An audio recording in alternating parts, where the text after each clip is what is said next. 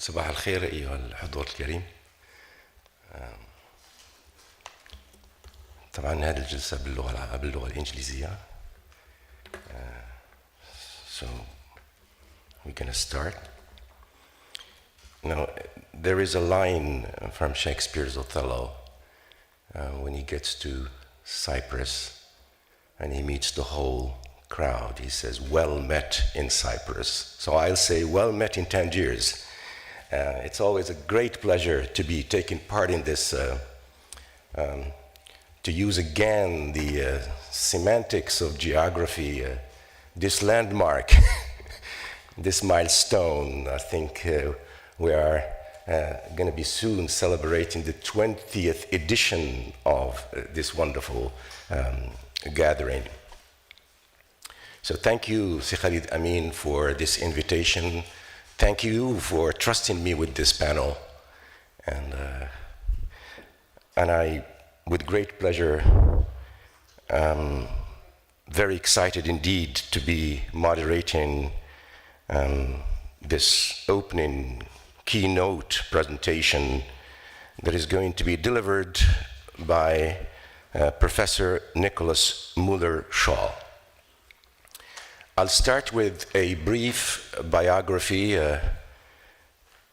on Professor Nikolaus Müller-Schöll, and then before I give him the floor, I would like to contribute with very few remarks on the issue of geographies of knowledge. Professor Nikolaus Müller-Schöll, welcome to Morocco, welcome to Tangiers. And I looked at your biography, and it is, of course, impressive by all standards. Professor Nikolaus Müller-Schöll is Chair of Theater Studies at the Department of Theater, Film, and Media Studies at Goethe-University in Frankfurt, Maine. And he's been in that position since October 2011. He also serves in yet another capacity. He is head of this department, at the same time, head of the master's program in dramaturgy.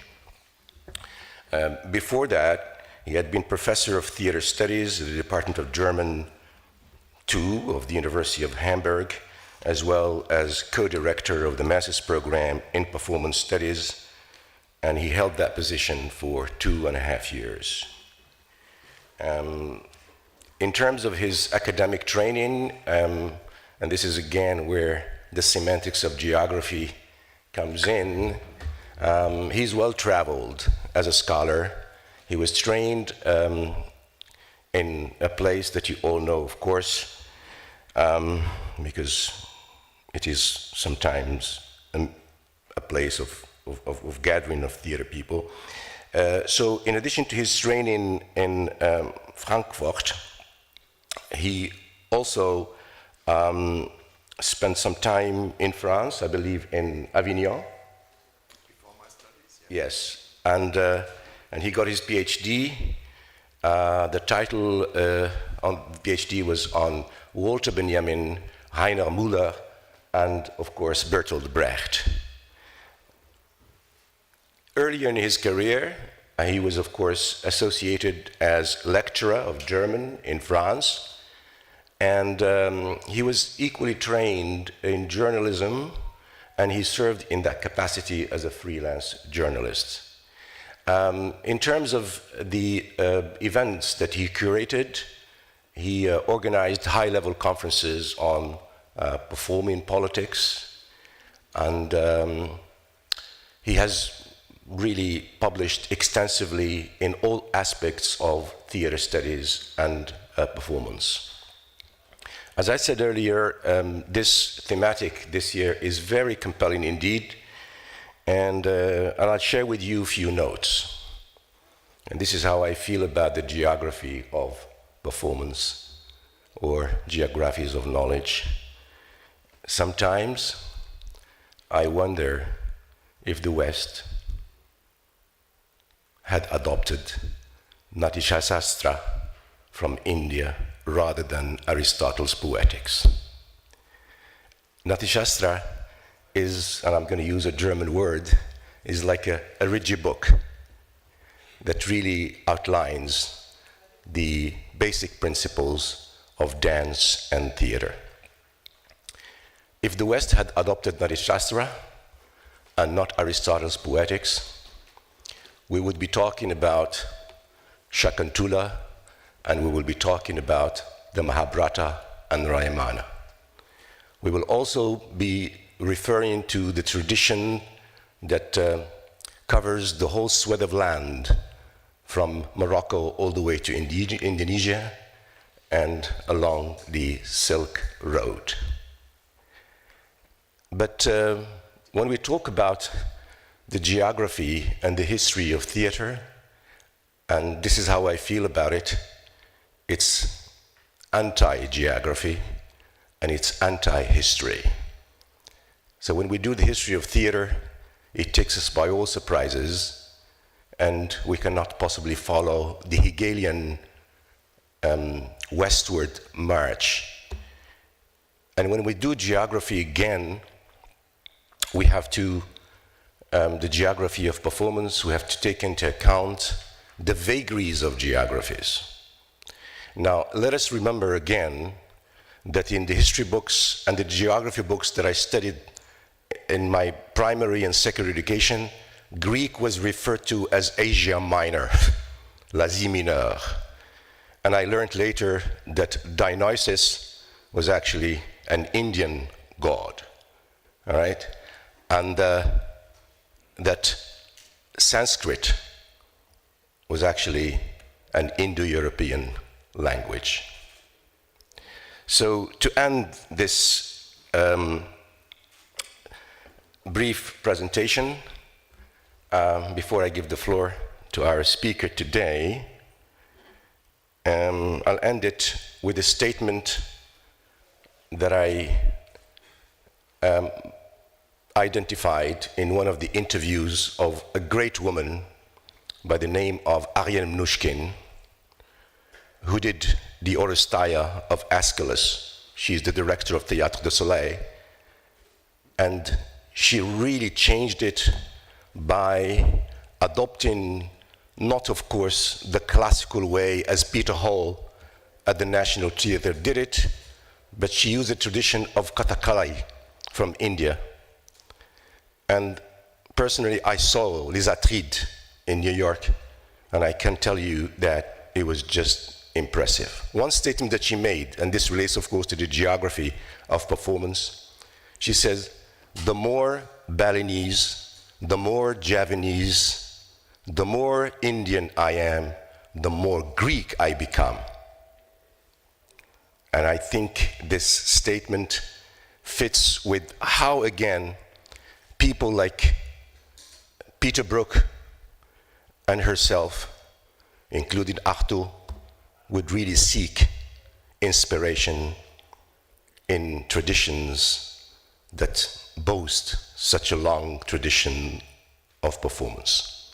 Thank you for listening to me. I have done this, of course, with the permission of our speaker today. And Professor Nikolaus, you've got the floor.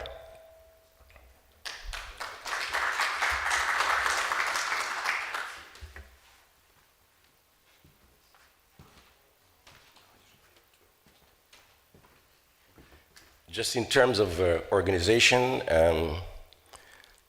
we will be devoting about 20 to 30 minutes for the actual presentation and move on, of course, with questions. And I will be, as a moderator, taking the role of the first German director, Saxo-Manien, the Duke of Saxo-Manien. He's called George II, and he was, according to the history books of directing, the first director in theater history. Thank you.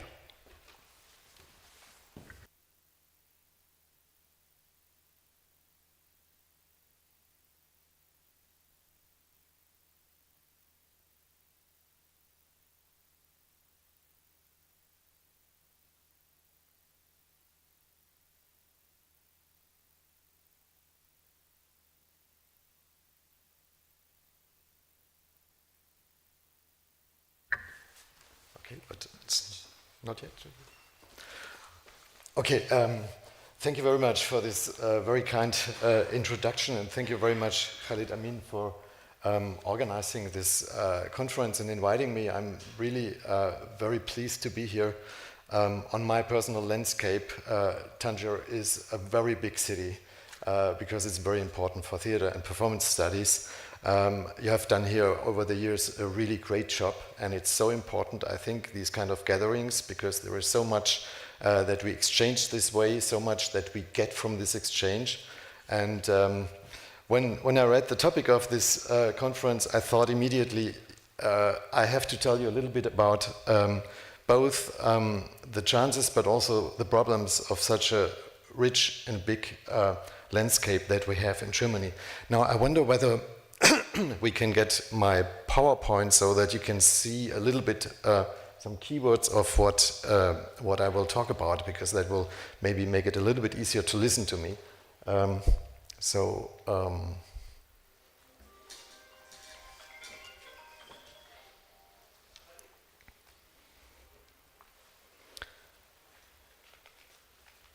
Doesn't work? Or?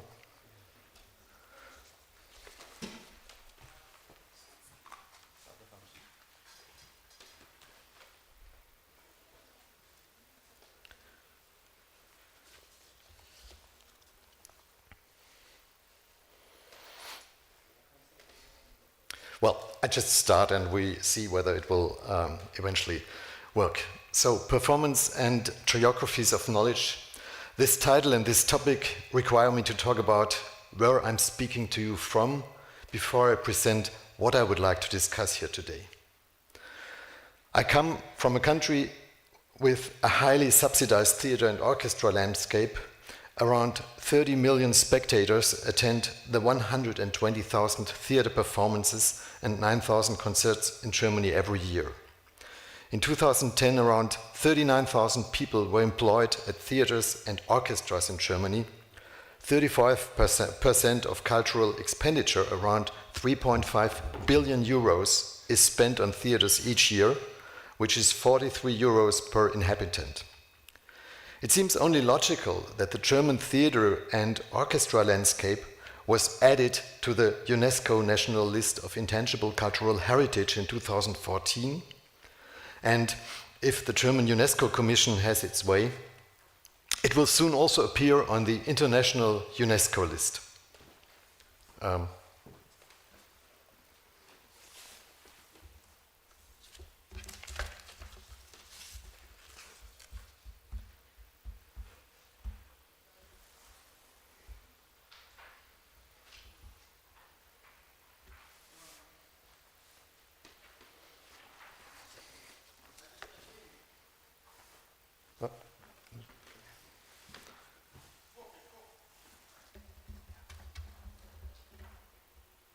I have to let's then just leave it.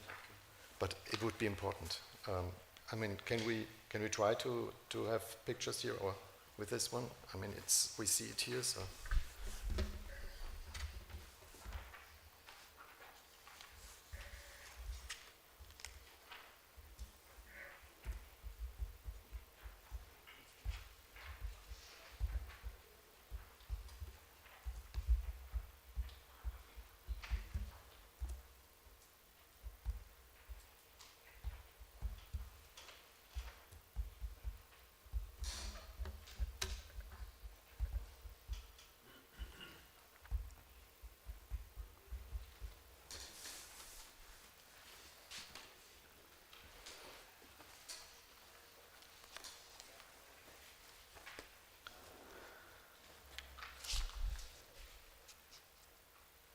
Ah. Oh, right here.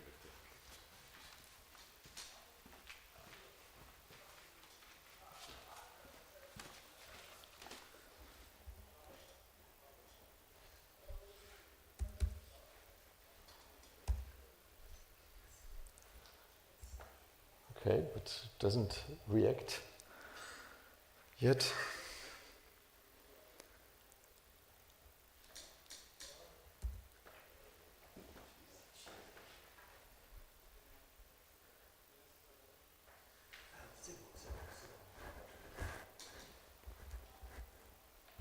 but I can't change this.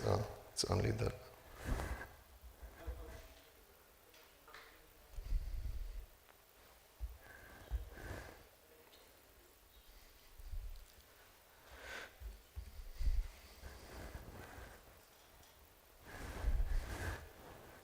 Okay.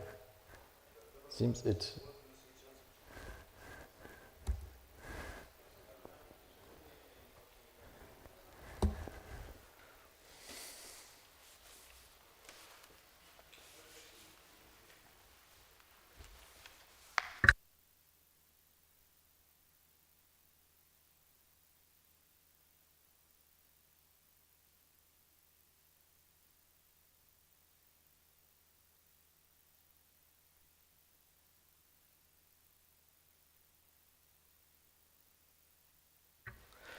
Already, we should switch then. Okay. So this is the statistics that I was just talking about. This, incomparable to non-European ears, probably provocative or, depending on the location, paradisiacal sounding theater funding enables a great variety of theater works and allows the promotion of the most diverse artistic languages. But in addition to its undoubted advantages, it also has some serious problems that become clear when we look at where it comes from and what its current state is. Switch. At least 6 historical origins can be identified. And we have to switch here again. Switch. There is, ideally, it stems from the 18th century with its elevation of theatre to the rank of an organon of the Enlightenment, part of that bourgeois public sphere that was henceforth to be responsible for turning what Kant called the age of enlightenment into a truly enlightened age. This is well known today, more urgent than ever, and this far beyond Kant's humanism of the white male European. Switch. Empirically, the majority of theaters date back to the so-called Gründerzeit, founding period, or the Wilhelminian era, at the end of the 19th century. Many of the theater buildings date from this period. In their built ideology, they preserve the Baroque theatrical conception shared by the aristocracy and bourgeoisie as is developed in the 19th century, often over the heads of those who use them today. Switch. From an economic history perspective, the theatre landscape owes a great deal to the introduction of commercial freedom in Germany in 1871, which went hand in hand with the establishment of large private theatres. At the end of the 1920s and the beginning of the 1930s, they largely fell victim to the theatre crisis. Switch. In terms of media theory, this language can be traced back to a German nationally motivated voice policy, the aim of which was to standardize a German standard language. A self-proclaimed voice cabinet of German dictated how the stage should be spoken by way of its regulation of German stage pronunciation. This was aimed at eradicating dialects. Switch. In terms of infrastructure, the theatre landscape dates back to the time of National Socialist Germany, when the switch nationwide network of public theatres that has survived to this day was created.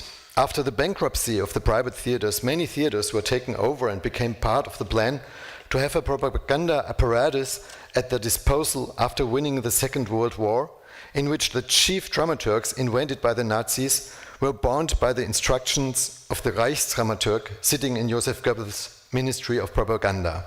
They were supposed to implement the state's cultural policy. Switch. From a political educational point of view, the theatre landscape probably owes its existence to re-education. As the sociologist Dirk Becker put it, the Allies created a re-education bubble after the Second World War, which has resulted in this globally unique landscape to this day with consequences.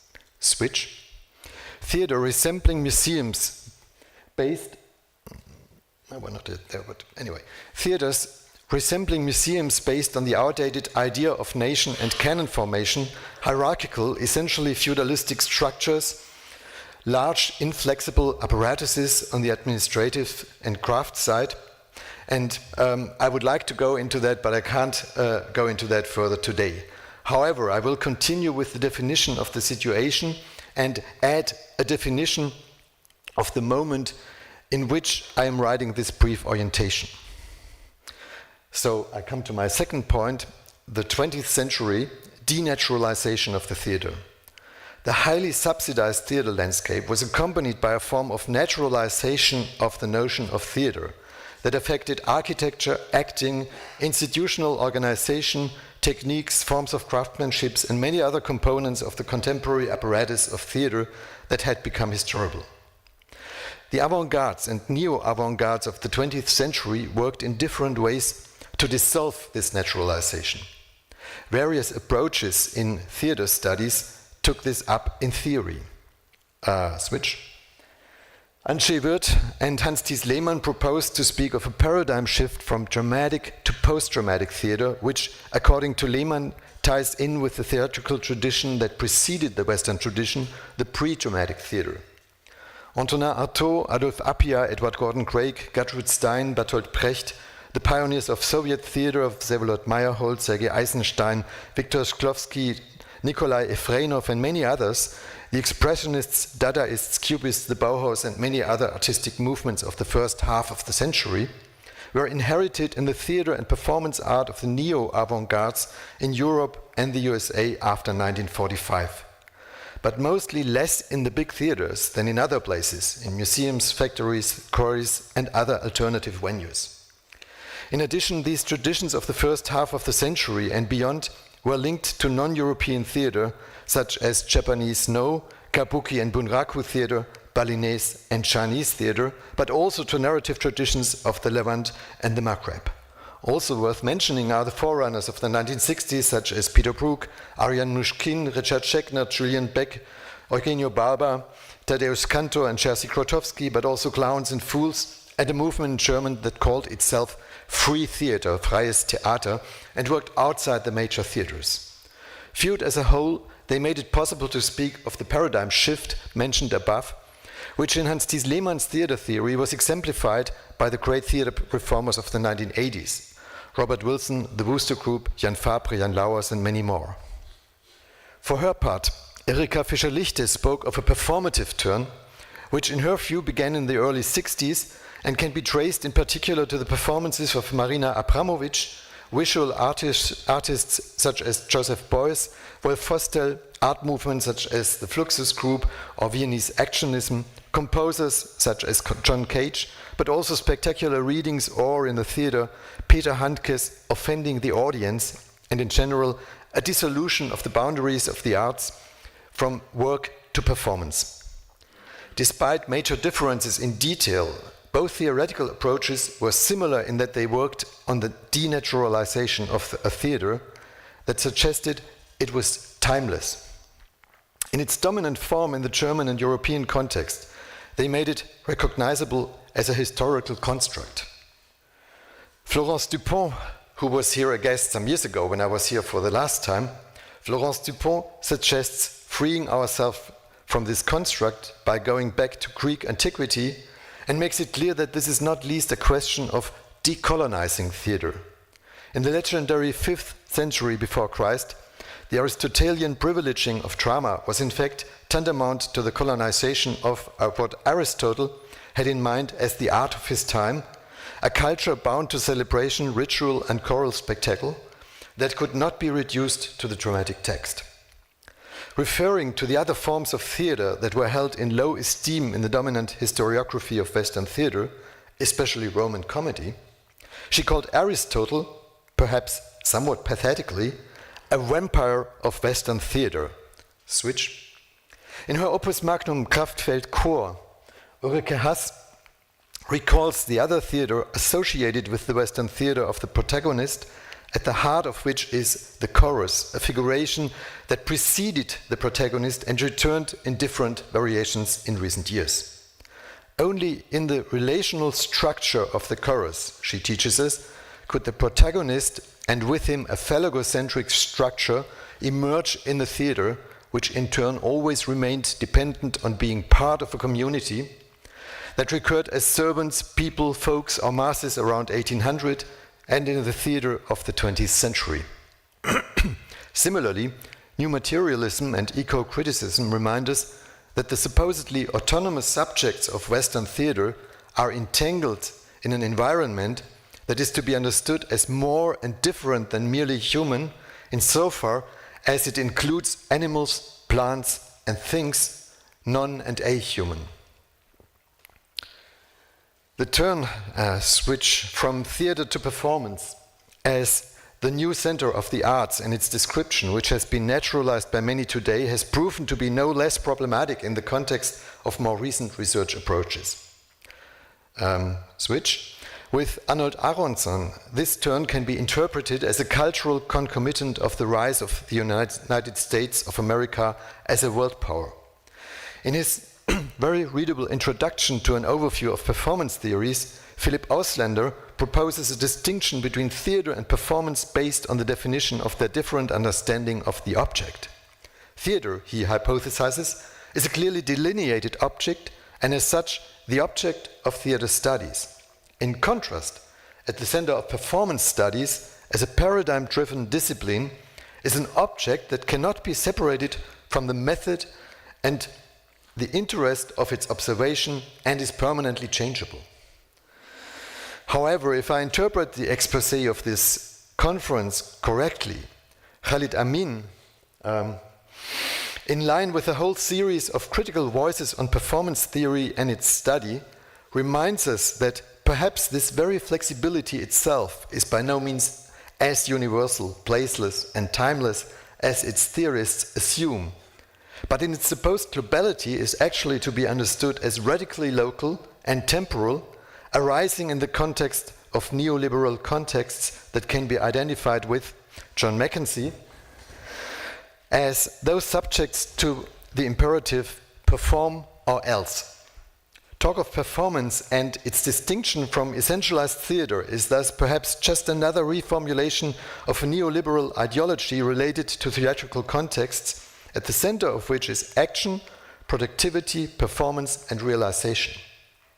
It appears under the auspices of a theory of globalization, which for its part forgets that what it calls the one world must actually be understood much more as a form of global Latinization or Mundial Latinization.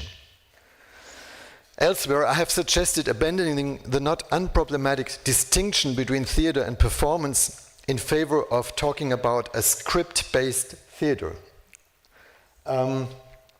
whereby I assume, with the linguist Ludwig Jäger, that a script is the primordial product of every transcription that emerges, rhetorically formulated in the way of a metalepsis, from a production of whatever kind as what it will have been based on, a subsequently constructed precondition of production. That's a little bit difficult when I just read it, so I explain it once more. So once you do a translation, once you do staging, in that moment you produce the script as that which has to have been there. So there must have been something like a prescript, a script, in order to do something like staging, whichever kind of staging that is. In theater, but also in politics, there's always a kind of script, and that script has to be constructed after the fact as that which must have been there before, you know? And then you can say, well, now it's a script-based performance that we watch, and I would say this is both true for theater and for performance, which means I would dissolve this kind of juxtaposition of two different notions and say rather we have both theater based on a literary text and a theater based on scores and devising as two forms of a script-based performance or a script-based theater. And this, I think, would be a proposition that would help us to understand certain phenomena better than before, because it would help us to get out of this kind of unproductive conflict between two different forms of theater, which at least in a practice are no longer to be totally separated. So much very briefly for the standpoint of theater and theater research, and for a knowledge that is perhaps more geographically influenced than I realized before this lecture. From here, I would now like to put forward the hypothesis that the present of the arts in my geographical region is under the sign of decolonization and requires a revision that focuses not least on the conditions of production. Using a term coined by Theodor W. Adorno, the philosopher, this can be described as de-artification, Entkunstung in German.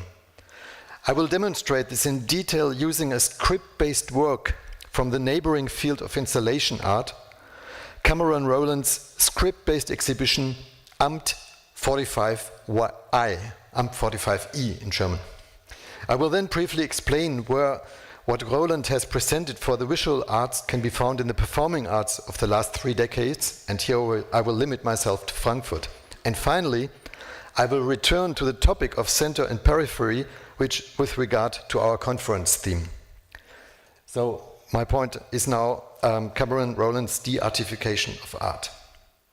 So how can the major institutions of art, museums, exhibitions, festivals and theaters be brought out of the shadow of coloniality? Few questions in recent times have been of comparable concern to those parts of the arts and their reflection that consider themselves critical in a narrower or broader sense. Regardless of whether it is about the question of how homogeneous white institutions can diversify their tendencies, or how they can develop sensitivity for previously excluded people, including in particular BIPOC people, but also those who are discriminated against, I quote, on the basis of gender, race, origin, religion, queerness, appearance, disability, or even class. End of quote. This involves both, and maybe we can switch one more. Yeah. This involves both the question of their openness to the epistemologies of the so-called Global South and the reappraisal of the origin of their archives, their holdings, their canon and their structure. A closer look at them is always linked to the insight that the philosopher Walter Benjamin expressed in a formula that is still relevant today when he said that cultural assets, without exception, owed their origin to barbarism. According to Benjamin, this applies to every document of culture. And just as it is not itself free from barbarism, neither is the process of transmission in which it has fallen from one to the other. But what consequences should the cultural sector and art draw from this assumption? What could the departure from tradition in accordance with the possible ascribed by Benjamin to the historical materialists and taken up in recent decades by theorists of black feminism and post-colonial studies such as Saidiya Hartman or José Esteban Muñoz, how could they look like? How can the task of brushing history against the grain, as Benjamin said, be approached in concrete terms?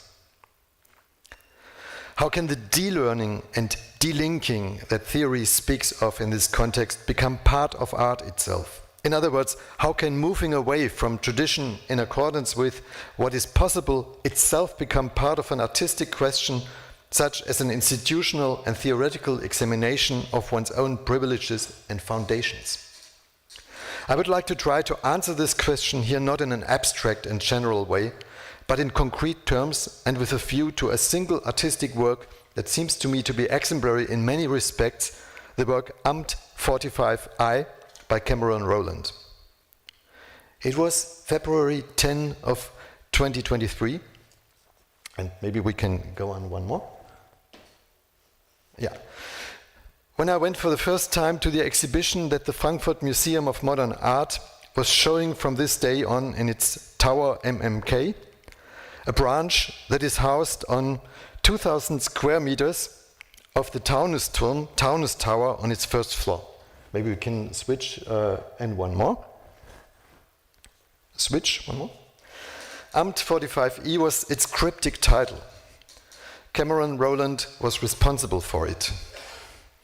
A globally active conceptual artist, a star, as you could probably say, but one that many of the guests at this opening had probably heard as little about as I had. At least that was the impression you got when you walked through the bright corridors of the exhibition and saw very little.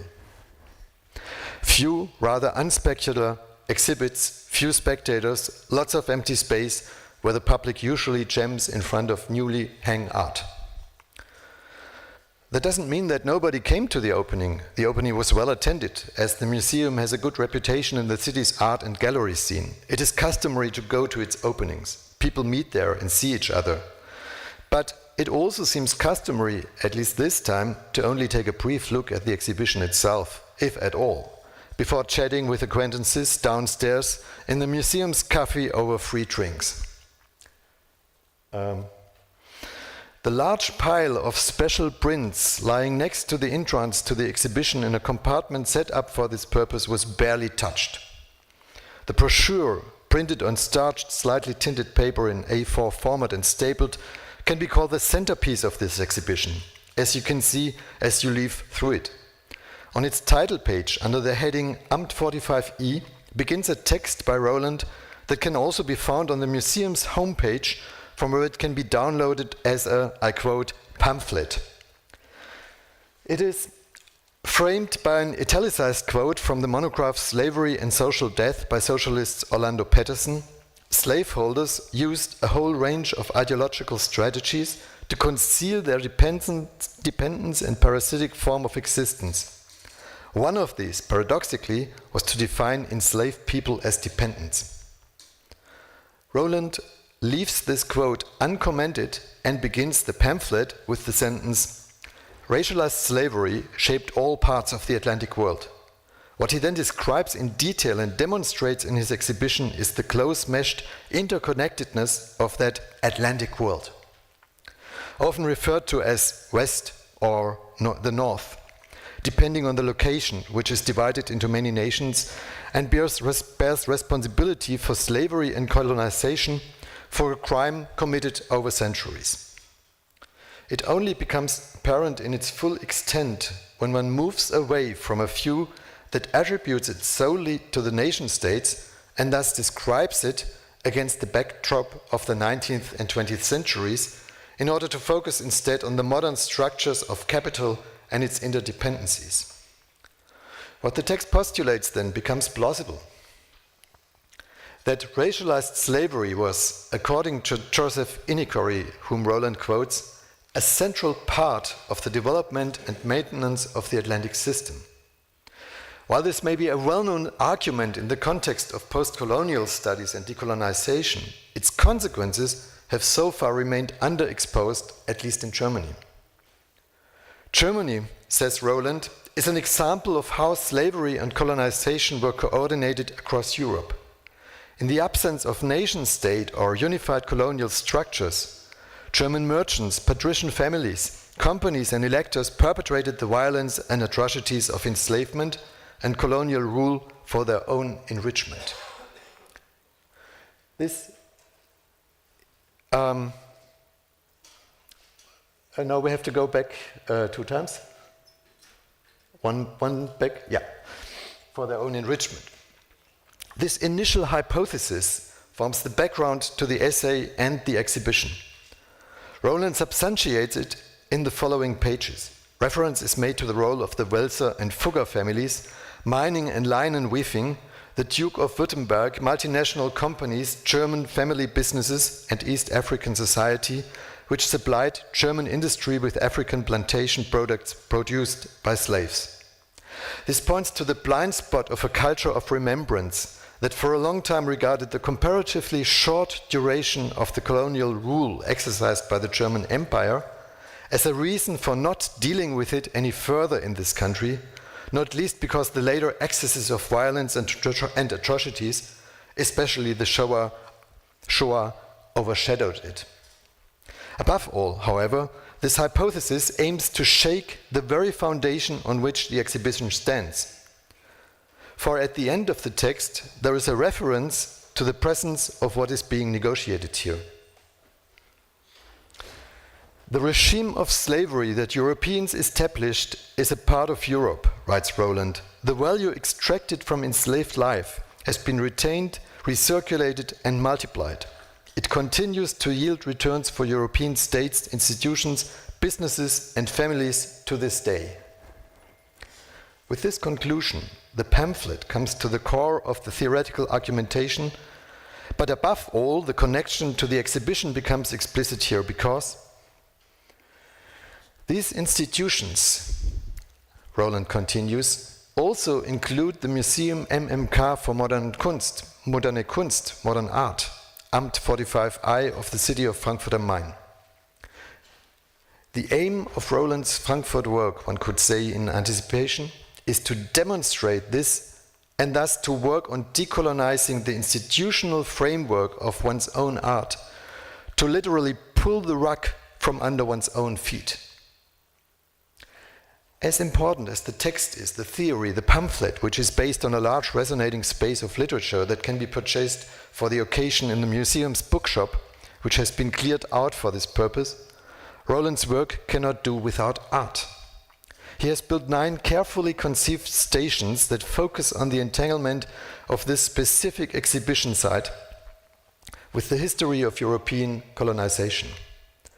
To show them, he works according to the principle of follow the money. Station by station, he allows visitors to discover how the exhibition hall, integrated into the bank building, is interwoven in the relational structure of modern colonialism. The first station of the exhibition is dedicated to the building itself and is basically nothing more than a reference to the fact that it was built by Commerzbank and Tishman Speyer and that the developers housed the museum's branch in accordance with the requirement imposed by the city to fulfill the obligation of public use. The second station points to an omission in the public presentation of the history of Commerzbank in the Frankfurt Historical Museum. There is no reference to where its money comes from, that this bank was founded in 1870 by Hanseatic merchants, most of whom had acquired their wealth through slavery and colonization. Roland lists them founder by founder in the explanation, which can be read in the brochure. We have to go back one. Yeah. The third station presents an 18th century loom, one of the machines used to weave linen, which was produced and exported as a German export hit of the 17th and 18th century. And now we have to switch 3 times. Yeah, we have to, just one back. Okay, now so each time that I show a picture, Roland asked me to add the text, the captures that he put in the exhibition. So you have an exposed piece, and then you have this capture, and he assumes that you cannot detach the two of each other. So I each time show you the picture, and I show you his script with the picture, which basically explains why we see very little normally, and what we see there. Huh? The third station, as I said, is this one. And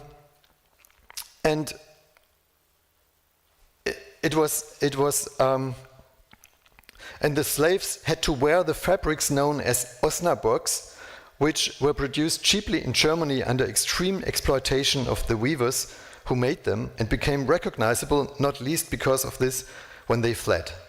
Up to this point, Roland has presented us with the past and present of the European complex of slavery and colonialism as a local and global history.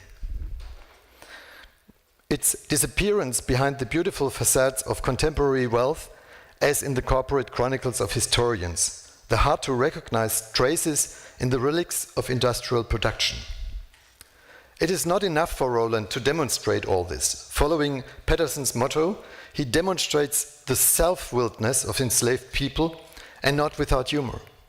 Taking up Saidiya Hartman's suggestion, he understands theft, escape, religious celebrations or plots of the enslaved as negation and rejection of one's own status as an object capable of transaction or as the bearer of the rights of another, and thus of accumulation.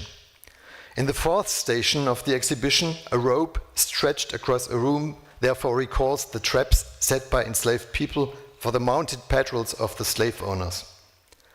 As the seventh station, can we go on? One more? Yeah, as the seventh station, a hippie stands for the tools made in Europe by the slave owners, but also for its theft, destruction, or the rebellion against the wardens and owners. In the ninth station, a canister of oxalic acid called Macandal is a reminder of necromancy, which was intended to protect against punishment, as well as of poison attacks by enslaved people, such as a plot to poison all white people in Haiti. In the form of the fifth inconspicuous installation, seasoning, a large round pile of salt and pepper, they are juxtaposed with a reminder of forms of torture, solitary confinement, lashes, and the rubbing of their open wounds with salt and pepper as an attempt to break the will of the enslaved. The eighth installation, a sugar kettle, is reminiscent of the kettles imported from Europe in which slaves on sugar plantations had to process the harvested sugar cane for 16 to 18 hours without interruption, forced through systematic torture. Finally, a display panel entitled Bankruptcy explains the financial background of the hypothesis of this exhibition. The subtitle Indefinite Debts illustrates how the reparation payments that once compensated slave owners, can we move on one? Yeah. For the loss of their slaves fueled the growth of British financial institutions, how Haiti's reparation debts were bought up and resold by other banks, and how they continue to generate income to this day. The value extorted from the lives, labor, and reproductive capacity of slaves, reads one, remains an integral part of European financial institutions, corporations, universities, museums, and governments. Roland counters this with Bankruptcy, Inc., a reversal of the principle of debt. In the form of a loan on demand, the imaginary company has granted the museum a loan of €20,000, which is subject to 18% interest per year, resulting in a ludicrous sum in the future, a burden on the heirs of those profiteers of slavery from which the wealth of the financial metropolis of Frankfurt is fed.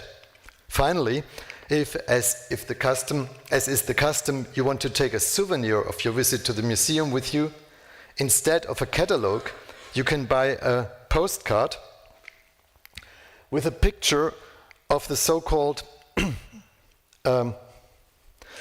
Haus zur Goldenen Waage, a house that was built in 1619 as a colonial spice trade store and destroyed in the Second World War in 1944. As part of the so-called New Old Town, it was rebuilt between 2004 and 2009 to serve as a cafe and tourist attraction, and, as the artist puts it, as a monument to European colonial rule. In its stations, the exhibition demonstrates that there is no place in the structure of a city like Frankfurt, and beyond that probably no city in Europe or in the global north, the Atlantic world in general, that does not participate in the transnational phenomenon of colonialism through the capital flows that are manifested in it, however mediated, which only comes into view as such when one focuses on the capital interdependencies instead of the political organization and representation, and thus on the great complex of colonialism and its profiteers. Inside and with it, the present of this only supposedly past. This present is one... Nicholas, about 10 minutes. Okay. No, not 10 minutes. We have just 10 minutes to open up the floor for discussion. Oh, I see. Okay. Amt 45I, the title is therefore a program. It is about this address, this exposition space designed as a white cube to which Roland has been invited. It is the assertion inscribed in its architecture that Roland brings to light. Its light-fluted, white surroundings suggest that there is the tabula rasa of a neutral ground against which works of art can be viewed in their autonomy. Roland's installations prove this to be an untenable ideology that inevitably goes hand in hand with forgetting what preceded the white ground. Amt 45I is therefore not an exhibition of Roland's works. Rather, this exhibition itself can be seen as the work, and this in the form of a deconstruction. It can be interpreted as something artificial, posed in the sense of Bertolt Brecht and Alexander Kluge. Once more. Again. Yeah. A photograph of the Kruppwerke or the AEG reveals almost nothing about these institutions. The exhibition brings to mind what can be described as the material, to a certain extent architectural precondition of its own appearance, the exhibition site, the building in which it is housed, the financial world that financed it and integrated the museum for the sake of its approval, the origin of its capital, the victims enslaved, tortured and murdered in the course of its accumulation, and their forgotten but imaginable resistance. By exhibiting the specific coloniality associated with this building, the foundations and prerequisites of the wealth that is revealed behind it, Amt 45I places itself as a beneficiary of this legacy in the tradition of resistance against it, which it recalls in the exhibits that deal with the uprising of the colonized against the colonizers. Now I have two more points which I will shortly summarize and then we go into the discussion. So my next point would be the de-artification as the opening and deconstruction of the arts. And I now would go into all the different attempts to open this German theater system for other voices, other cultures, other ways of expressions for a lot of people coming both out of the middle of Germany with people with a migrational background, but also from people from other countries from the global south. And while all that is very important, I would say there is not the radicality to be found there, not yet, which we found in this exhibition of Cameron Rowland. And Cameron Rowland's radicality is that he radically questions the very institution which he at the same time uses for his exhibition, which is to say, he deconstructs the foundation of his art. Now, where is that to be found in theater and dance and performance? I would say in Frankfurt that, for example, for ballet, this is what William Forsythe did in his work, the choreographer, dancer, and performer, who worked in a way on the inherent violence of ballet and deconstructed it step by step, bringing up other forms of dance. And similarly, we could talk of Einar Schleef deconstructing the architecture of our theater buildings by showing to what extent they form our way of looking and by changing it.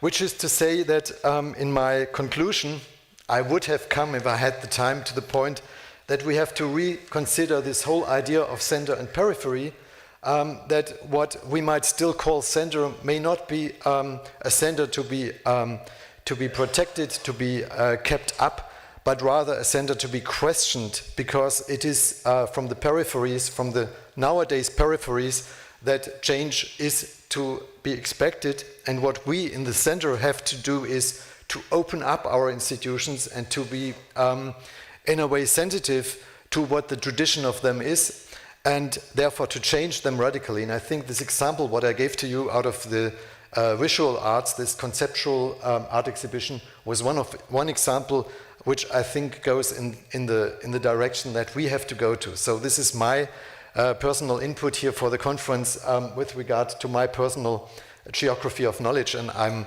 sorry for having taken more time than I was supposed to. Thank you for your attention.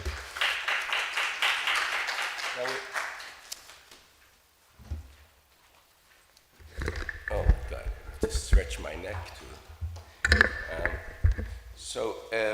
Nikolaus, I think we have about 5 minutes to wrap this up. And one of the major takeaways, from this talk is that it feels like the whole process of museumization, and the museum now has to adopt the laws of performance, if I understand correctly. This would take us back to a kind of a avant-garde style that was quite popular, especially in America in the 70s, happenings, where you combine, of course, different art forms. Now, I don't want to take too much of your time to respond to the audience, so I'm going to open the discussion, of course, to the audience. If you have any questions, please. Is there a microphone? Yeah, just let me take up your question. Thank you. I mean, it is Well, true. it's not actually a question. It's That just already for a very long time, by now, we can say there is this movement to develop performances within the museum space. Take the museum space as another site for performances. It's true. But what I'm particularly interested in Cameron Rowland's work is exactly to question the very ground on which we stand.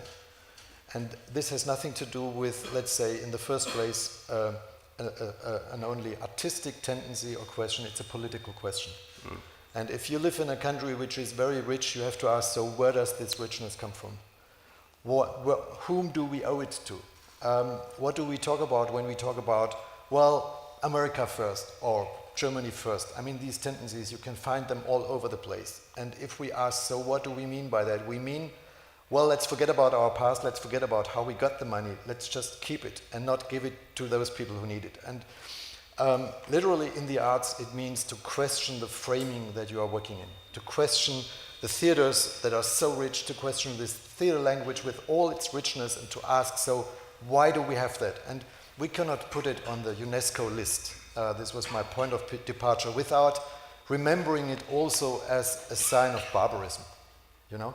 Mm-hmm. And this is a very, I know in my country this is really provocative for people because they rather tend to say, well, it's the 18th century, we are the country of Kant, of Hegel, of the Enlightenment, of the Frankfurt School. But then when you take really literally, radically serious what that means to be the country of Kant and Hegel and Marx and the Frankfurt School, it means to radically question the ground on which you stand and to realize it's not a ground that is a stable ground, but it's a ground which is built on the suffering of others. Okay. Yes, sure.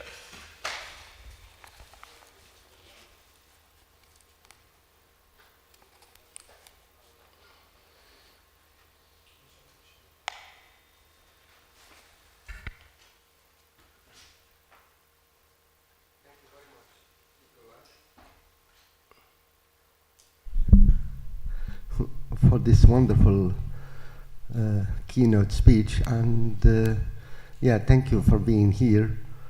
And actually, you know, I know very well your department and the way you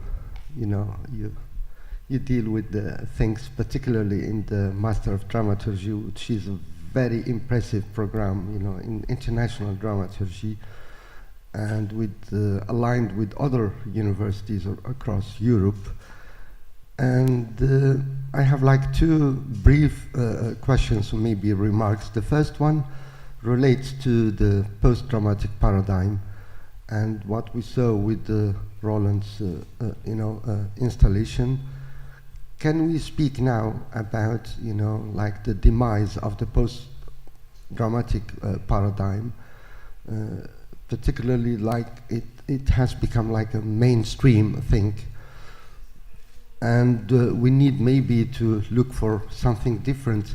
I'm very much curious to see what you think about the paradigm itself and the way it has developed since, you know, the book of Hans Liemann, and you are the best one to speak about Hans Liemann, you know. That's the first thing. The second one, it's about the decolonial option. And you know, one of my courses in your program of Master of Dramaturgy is I was teaching Shakespeare in the Arab world and then Halqa theater as one of the decolonial paradigms in the Arab world. The question is for this installation and others, including, you know, I saw many other, theater projects and actually artistic projects in Berlin and Frankfurt and around Germany with the tendency towards, you know, a decolonial perspective. I very much like the way you framed it, you know, like, you know, working in such, let's say, neo-colonial institutions, but at the very moment trying to deconstruct, you know, the foundations of that moment. And I think this is part of the decolonial options offered to us by, you know, Mignolo and others, actually. So Rimini Protocol and other art projects, including, installations inside the museums, which is kind of shaking up and deconstructing the very spirit of museumology, and of course the digging into or practicing a kind of archaeology in the colonial past of Germany. My question relates to this maybe belated post-colonial turn in Germany, which is quite recent, similar to the French. They just woke up and then started dealing and coping with the colonial past. But in Germany it's unique because it's related to this conversation about Black Mask and other issues, including changing the names of the streets in East Berlin, etc. after the wall. I just would like you to give us your impressions about this. Thank you. Sir Khalid, could you allow 5 more minutes perhaps? Because I am the timekeeper here, and And you do a good job. No, I'm not the boss. That's why earlier I mentioned George II. This is a very good point. There should be at least 2 bosses. That already is a progress. Okay. Now, thank you very much for those questions. Of course, when you work in Germany, this is part of also a geography of knowledge. You work in the framework of the people who worked before you. So for me, of course, this is very important what Hans Thies Lehmann did. In his time, he was my predecessor in Frankfurt. And to claim that there is such a phenomenon like the post-traumatic theater was very important at its time, in the late 90s, because all those ways of doing theater that he mentioned in the book were more or less regarded in Germany at that time as that which is not really theater, at least not good theater, at least not theater worth to be subsidized by the state. Of course, they do interesting stuff, it's funny, hey, you can go there when you like, but come on, it's not really theater. It's, we could call it theatrical, perhaps. So he basically, what the big merit of his book is, he established that there is another theater than dramatic theater, which is as valuable as dramatic theater and has to be regarded in its own legacy, in its own ways of dealing with the different elements of theater, and has to be analyzed and has to be taken seriously. And he achieved that nowadays in a German theater, at least one of the productions that they do in the year is what they call also post-traumatic. But then there is a nice anecdote of Brecht. He said, when we have like snowballs, they are really good to be thrown when they're new, but you can't keep them. After a while, you have you're left with water. Now, this is what happened with post-traumatic theater. People use the notion, and it's no longer really helpful. And same, I would say, is true, and I think we agree about that. Same is true for the notion of performance to some extent. So everything is performance, so to speak. So if everything is performance, nothing is performance anymore. Which is to say, we have to coin new terms, new notions in order to describe what is the art of our time. My suggestion for the time being is to talk about script-based theater or script-based performance, so to strengthen this idea that whatever is staged is based on a script, whatever that script might be, and we have a whole range of different, whole variety of scripts. And of course, one of the reasons why I suggest that is, I would say that we could for sure have arguments about whether the Hakawati, Al-Halka, whether all that is to be called theater.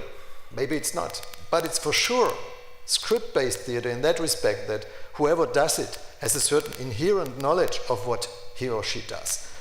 He has a tradition that he inscribes himself to. He has certain lines of narration that he will follow. So there is a lot of written or unwritten script which precedes what he or she does. And it's important that we just ruin certain distinctions between this is art and this is just something like what you do in your leisure time or so. And we have to reconsider these borders that are drawn in between in order to give, in a way, to give respect to other forms of the arts. And as for the decolonization in Germany, it's really, really important because it has been neglected for so long. And it has been neglected for two reasons. One, I mentioned it also shortly, is of course our whole country is a country which up to today lives in the shadow of the Shoah. And we cannot deny that it was our country who murdered in an industrial way 6 million Jews, who was responsible for horrible crimes in the 20th century, which is to say, whenever we start researching on whatever, we will find traces of this big crime. And for a very long time, it was, in a way, this crime which made us neglect that there were other crimes before. So only recently there were books published on the atrocities done in the colonies of the Germans. And then there is the second big problem, which is we cannot just reduce colonialism to what the nation states, which were colonial nations, did. But colonialism is inscribed in the development of capitalism. And that is to say that my version of interweaving cultures would be, well, from the early modern age, the interweaving of those cultures is related to the interweaving of the economies, so to the interweaving of capitalism. And we have to talk about capitalism when we talk about colonialism, and this is where the story continues and where it has to be discontinued. And I think this is what Cameron Rowland in this exhibition has shown in a wonderful way, and it has been neglected by lots of people, but whoever saw it, and I worked with my students like 4 hours on that exhibition, and we analyzed step by step each single conceptual element of it, and we were totally enthusiastic about it because we figured this is the art of our time. And what I do as somebody who writes about art is I always look for works of art where I think this is where really is done the art of our time, and it's really the topic of our time and it's the art of our time. However, this is true for me, and this is true for my German context, for my German background, which I cannot deny when I come here. For you, one of the consequences could be to be much more self-confident about the practices being done here, because those practices are maybe neglected in large parts of the world, but they are not neglected for reasons of quality, but for reasons of inequality, you know? And this is my way of talking about inequality is to deconstruct in a way the privileges we have, and your way has to be to claim your rights and to claim that, for example, the wonderful performance that we saw yesterday, I heard for the first time of this Indian source of it, and I was really enthusiastic about it without understanding any word of it.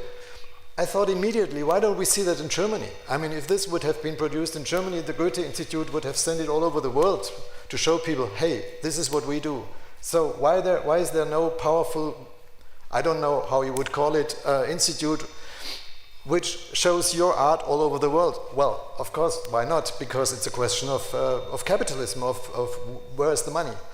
And we have to talk about the money when we talk about the arts, because if we don't talk about money, we also don't talk about the arts. Yeah.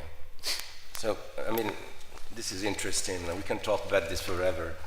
Just one last point. I feel personally that what you've shown us is a part of a larger scheme, and it stems from the policy-making process, multicultural policy-making process, in the sense that these countries, Holland, England, Germany, and to some extent even France, although France is not doing too well, by the way, they are trying to kind of re-engineer their society through showcasing memory, you know, and I think we are at times when perhaps we still need social workers, but we need memory workers, you know, and I feel that what you've shown us about slavery, this happened right after the Black Lives Matter movement, and it happened in America, and all of a sudden it spilled over into Europe, and you had people, kind of students, younger people, literally toppling statues of people who were involved in slavery.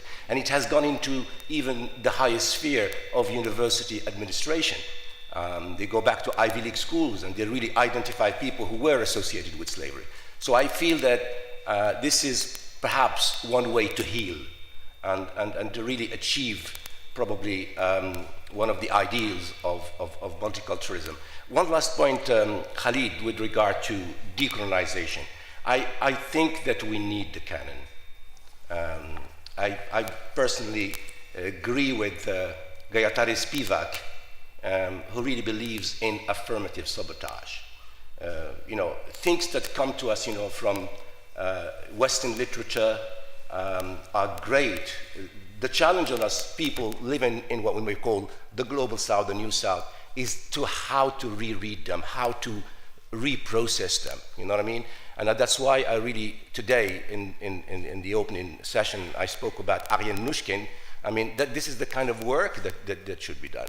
But I don't think that we cannot really throw away something, as Spivak said, something beautiful like modernity, etc., except that maybe we have to think about modernities instead of one modernity. Maybe when we look at these ethical ideas that came, of course, from a Eurocentric perspective, we have to see how those ideals can be identified in other cultures, like the First Nations people, native Indian communities who have a great sense of democracy. Their sense of democracy, like we are different before we are equal. So they emphasize the idea of difference. One last thing again, maybe we're talking about the geographies of knowledge. We have to abandon the term universalism and perhaps talk about something that could be pluriversalism.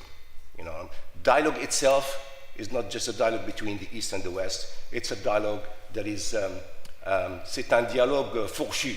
It's a fork dialogue. You know what I mean? With many respect. Thank you so much. I enjoyed the discussion. I like a lot what you said, but let's not leave it like that with the canon. I agree with you. We need the canon, but the canon is a conflict. So a canon is something to start out questioning the canon. No, of course. A canon cannot be there forever, because in my German country we have a canon of dramatic literature. And if you look at it, amongst the many poets who are part of dramatic literature, there was for a very long time not one single woman. Now you ask, what is that? What kind of canon is that? It's a canon to be forgotten. It's a canon to be questioned. It's a canon to be, just to be fought against. But also, in order to fight against something like that, in a way you need to acknowledge it, of course, but not to respect it as something that is without time and without a geography. No, of course not. I said reread it.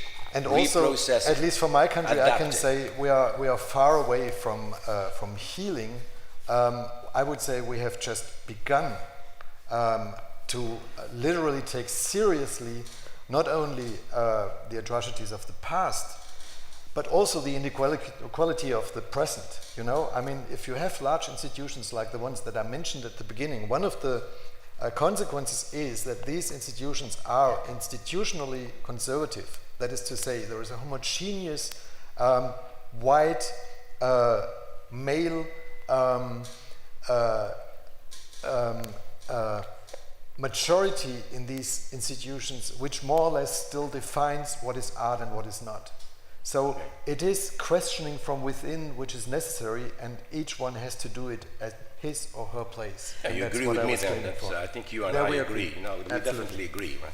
Okay. Thank you so much for this wonderful, insightful, engaging session. And I'm sorry we went over time, and so I apologize personally as somebody who was trusted with moderation. Thank you. Thank you.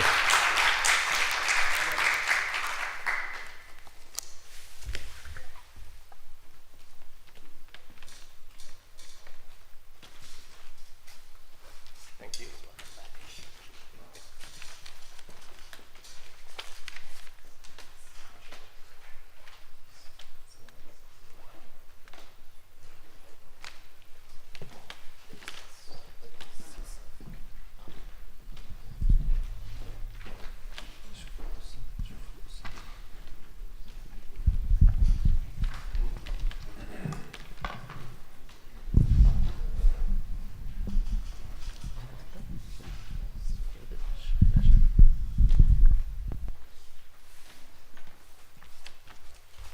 Good morning, ladies and gentlemen, dear honorable guests, dear researchers, artists, academics, dear students, attendees. to be chairing the session after Professor Bonahai is both a curse and a blessing. It's a curse because now the standards are so high. I mean, I have no room for error, and it's such a blessing to listen to him speak. I mean, as one of our classmates used to say back then, when we were students of his, to listen to him is music to the ear, and that's so true. I'm more than delighted to be chairing the first panel of speakers. So I'll invite 3 of them to come on stage. The 3 others will have to wait until the first 3 are done. They'll retreat, and then the last 3 will join us. I also need to remind the speakers that we have to be strict on time, because the session is supposed to finish at 12. So I'll grant each and every one of them 15 minutes. The first speaker is Nora Amin. I invite her to join us on stage. I also invite Samira Jamouchi, along with Saeed Karimi. The last 3 will have to wait for a while, and once the first 3 are done, they can join us. The stairs are... Yeah, you can use the...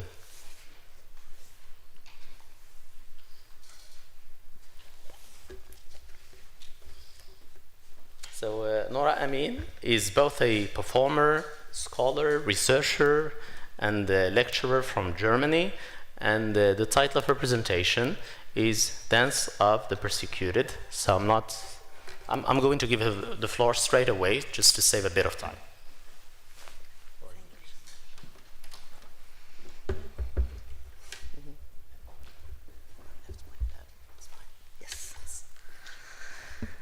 صباح الخير.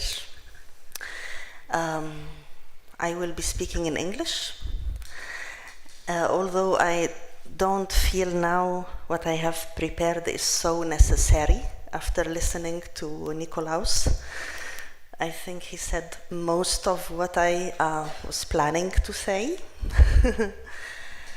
But I will try to think that it's a thread, and we are holding the thread together and extending it.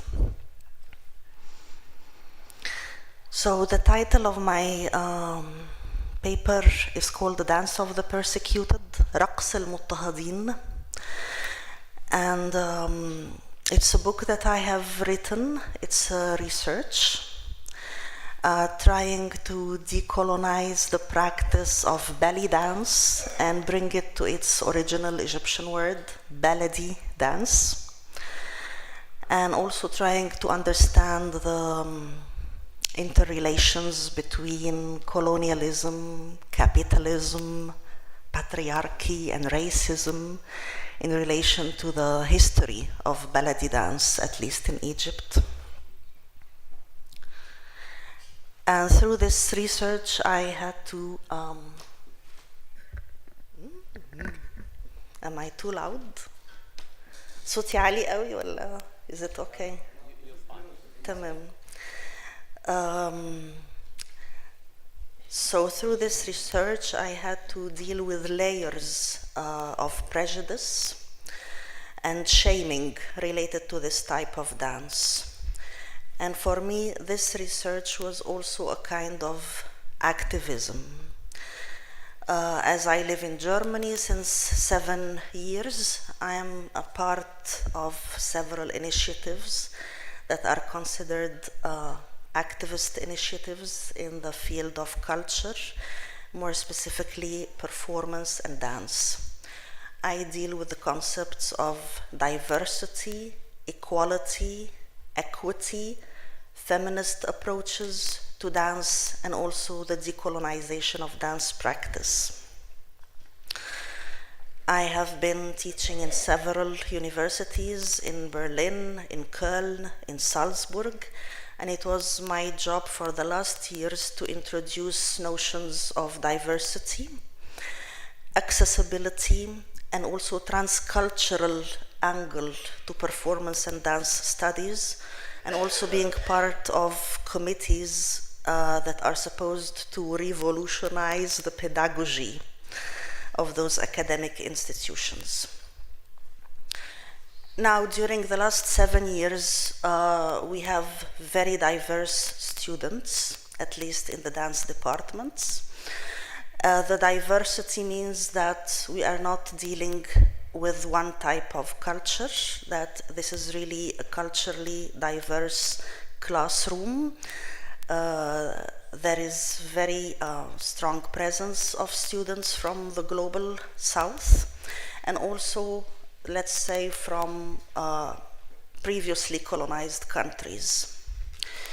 One way to understand this new pedagogy is to think of it as a way to embrace the cultures and identities of the students, who are mostly all resident in Germany, to understand the geographies of knowledge where they come from as geographies that are gathered in one locality, and it's the locality of the classroom or the dance studio, the training room.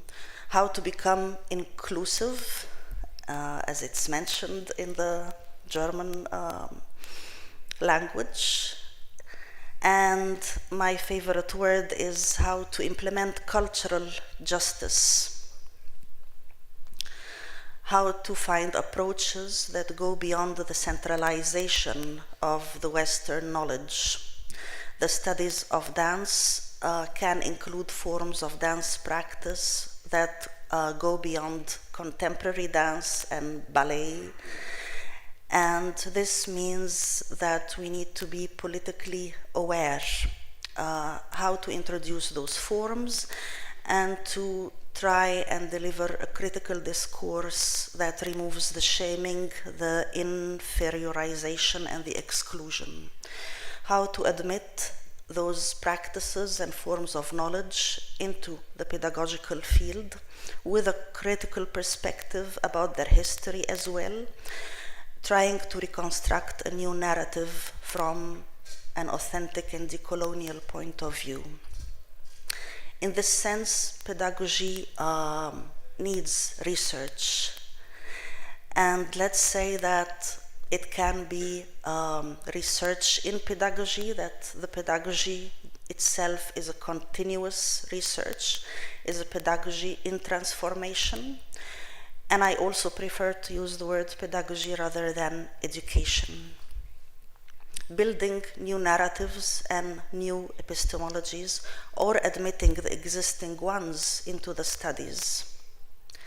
Therefore, decolonizing academic studies, expanding the sources and references, bringing in testimonies from the students themselves, archives from around the world, employing the personal and first-hand experience about dance, identifying embodied knowledge, and then working together in a form of exchange where the students are no longer regarded as Paulo Freire mentions it in Pedagogy of the Oppressed, where the students are no longer regarded as empty vessels to be filled with information, but rather as active partners in the process of learning, as co-learners, where also the so-called teachers can be co-learners with the students.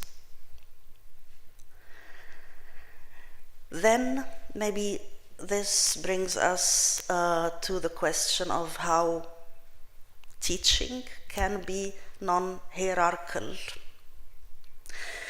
How can we, during this process of pedagogy, while we embrace transcultural knowledge, identities, memories, histories, how can we let go of our position of authority without losing track of our responsibility towards the learning experience?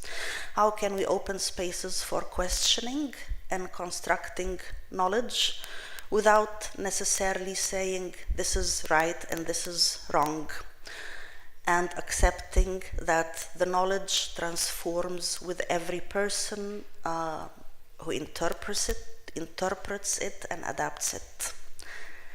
With baladi dance, I try to bring my work with the students into a place where the borders are reduced.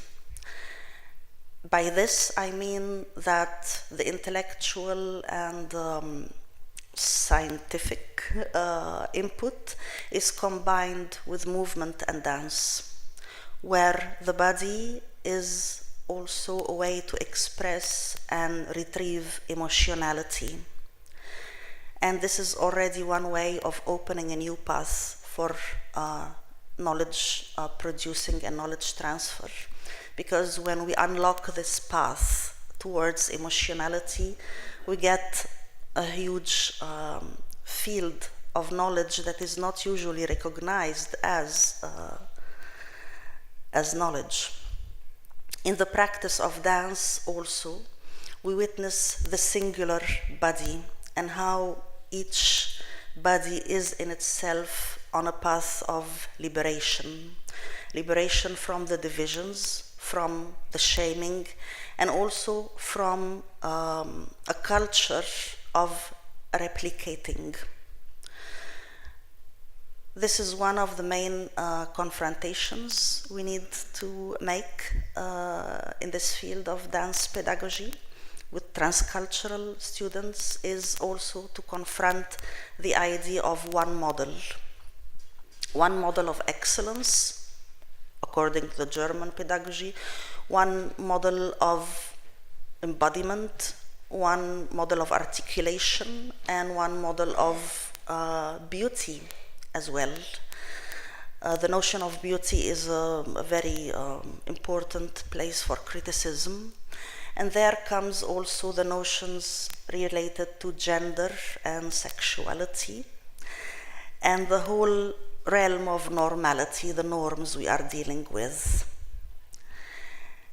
And therefore I start to understand this process of dance work and building and developing dance knowledge within pedagogical institutions as a revolutionary space to create a new pedagogy of diversity that can later maybe result in a different dance practice within the society, and also a different understanding of what dance can present.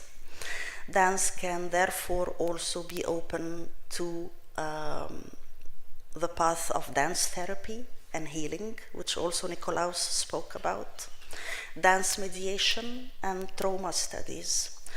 All those intersectional places can be places of dance practice par excellence. Dance is unique in that sense as it is already a model of transformation. Every time one moves, one produces a different dance. Dance cannot be replicated nor repeated.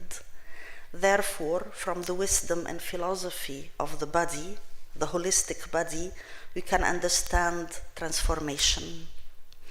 And when we all dance, it means that we can all produce an infinite amount of dance embodiments, an infinite knowledge. This is power, the power of the liberated performaties that was and still is contained and domesticated by the systems of the knowledge of the privileged and of the oppressors. We need new environments for studying, new architecture, new constructs of classroom, new attitudes, maybe different ways of communicating that is not so frontal. We need to learn from our rituals, from the circular constructs, from how a circle can bring in equality and exchange and respects the flow of energy and togetherness. We need to learn from community arts to build togetherness and to examine what we learn and how we learn, while we also focus on spectatorship, which was for a long time absent from dance studies focus. We need a pedagogy that is socially engaged, and politically aware, a pedagogy that contributes to the future of accessibility within society, that redefines ableism, that also works against exclusion and discrimination, against polarization and censorship. We need to admit and confront racism and sexism in order to create a future dance pedagogy for a future society where, for instance, in Berlin, we have almost 1/3 of the population made of people with migration background. We need to look forward for the next generation of citizens where 1/3 of the inhabitants are also children and youth. And now, before I don't need this, it's the last line. Okay, I'm done. No, I don't. That's fine, you can wrap up. No, I don't need to wrap up. It's a nice end to think about the future of youth. That's enough. Well, I think you're not too upset. As I've already explained, our speakers will be granted only 15 minutes because we have to finish at 12 and there's going to be a book launch. So if we don't observe the agenda, if we don't go by the book, everyone will be late for almost everything. I'm sorry that I had to. So you woke me up from the dream. No, it's just that I needed. I'm sorry. No, it's fine. It's fine. I mean, I apologize. I just needed to remind you to wrap up. Anyway, thank you very much, dear Noura Amin, for introducing us to this groundbreaking, innovative project that has been running for 7 years. A project meant to decolonize belly dancing, relocate it, and assign it new meanings by way of critically looking at and into it, retrieving it, dissecting it, to eventually emancipate it through a pedagogical toolkit anchored in inclusivity and pluriversality. So thank you again, dear Noura Amin. And now I give the floor to Samira Jamouchi, who is an artist and researcher, associate professor of visual arts, who works include textiles, sculptures, immersive installations, and artistic workshops. She has come all the way from Oslo, Norway, to give her presentation entitled Made by Wool. So the floor is yours. Thank you. I don't know if I wait just for a minute until the PowerPoint is on the screen.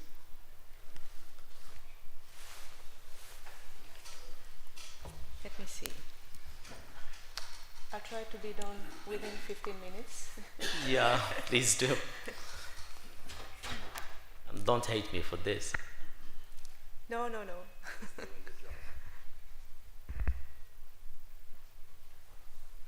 Shall I use that computer? Yes.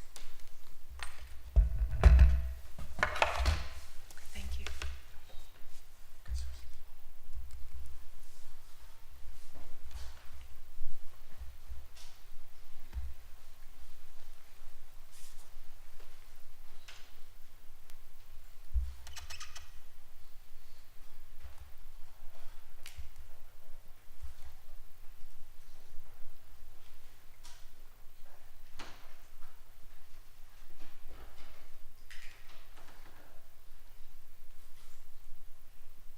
Time is going, isn't it? No, it's fine. We'll get you 15 minutes. Yes.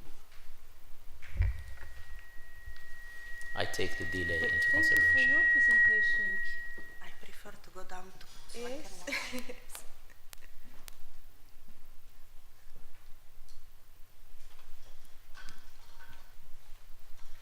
Well, anyway, I would like to start by saying thank you to Professor Khalid Amin for making this happening and for allowing me to be here among everybody else today. You said I come from Oslo. I'm actually American of descendants. I was born in Brussels and I have been living in Norway for the last, let's say, 25 years. يعني العربية ديالي ضعيفة. اللغة اللي كنعرف أكثر هي فرنسوية. But today I will speak in English. Thank you. Well, the title of my presentation is Made by Wool, What Material Does.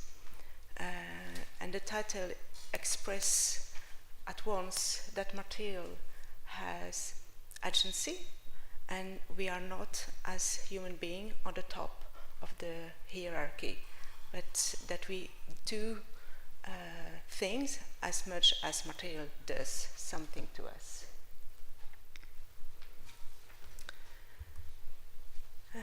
Performing Tangier has this topic for this year. Maybe I start by saying I'm not an actress, I'm not a playwright, I'm a visual artist, and maybe the reason why I'm here is because I describe my work as a performative approach to the material, and in this presentation, performative approach to wool felting. But anyway, this edition calls for a more critical and anatomical attentiveness, and that's very close to my interest too. And we are interested in geography of knowledge. And that talks to me, those topics talks to me too. As I said, I'm trained as a visual artist. I work as an artist teacher in teacher education, and my research those last few years is about wool felting in artistic and pedagogical context in Norway, mostly in Norway, where I live. So I propose a performative approach to wool felting that value the working process, the process itself. My research disturbs a certain type of established teaching practices in visual art. I focus on the relationship between materialities and bodies in motion during the working process. My hypothesis is that knowledge is elsewhere and only in the written school curriculum. Knowledge can be tacit and embodied. And if I try to make this shorter, I propose a performative approach to wool felting that disturbs some established teaching practices. I focus on relationship between material and bodies in motion, and my hypothesis is that knowledge can be tacit, embodied, and not only to be found in written texts. But what is wool felting? A simple definition of wool felting is that we turn loosened fibers, usually wool coming from sheep, into a solid textile. This is a technical things, maybe.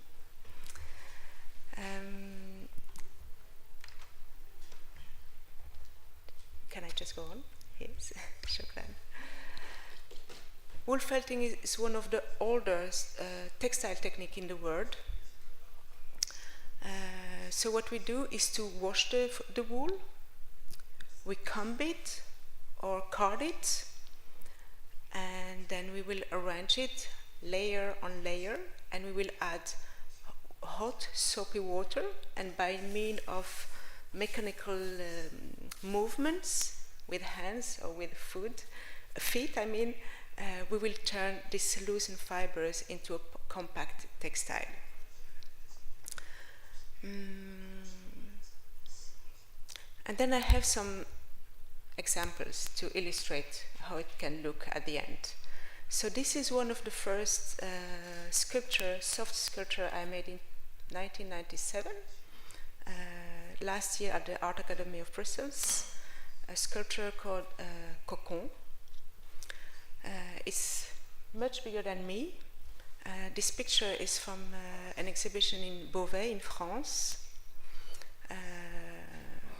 a kind of textile exhibition, yes.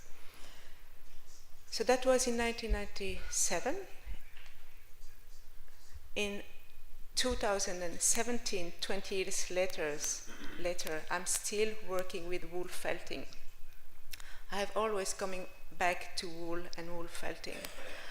And what you will see here is Équilibre incertain, that's the title, Équilibre incertain. And here I'm mostly working with the visual aesthetical qualities, balance, color, to make something,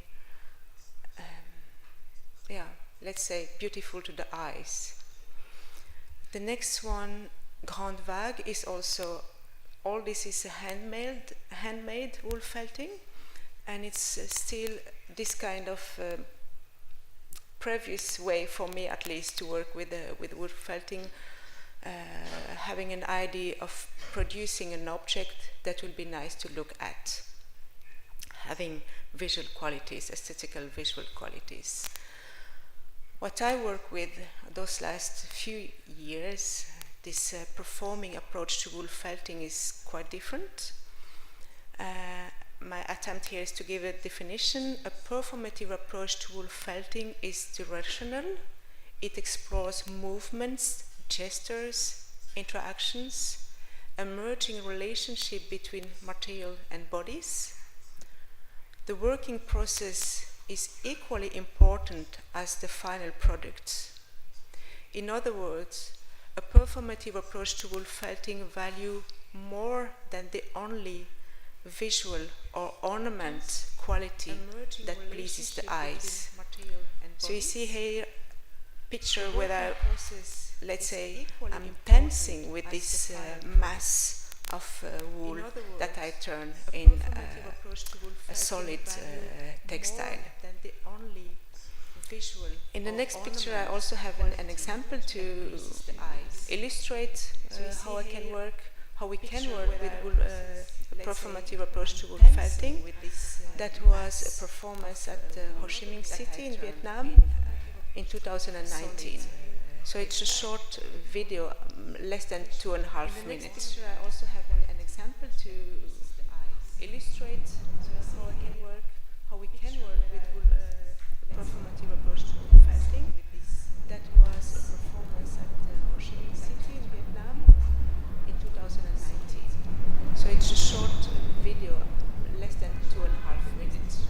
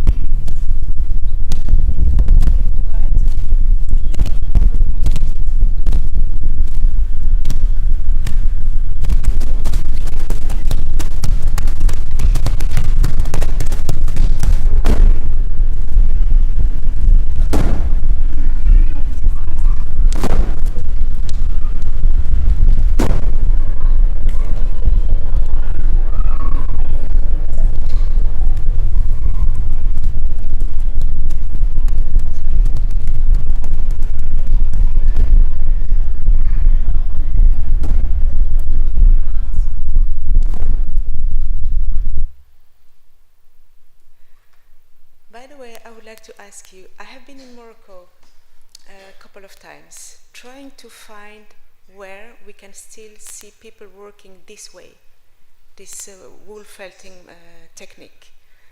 I know it has been done. Many people tell me that it's a traditional technique in Morocco. I haven't found anybody yet that know how to do it, or that know anybody else that can do it. So please let me know if you have seen, or if you know where I can see this kind of technique and practice in Morocco. I would be very happy.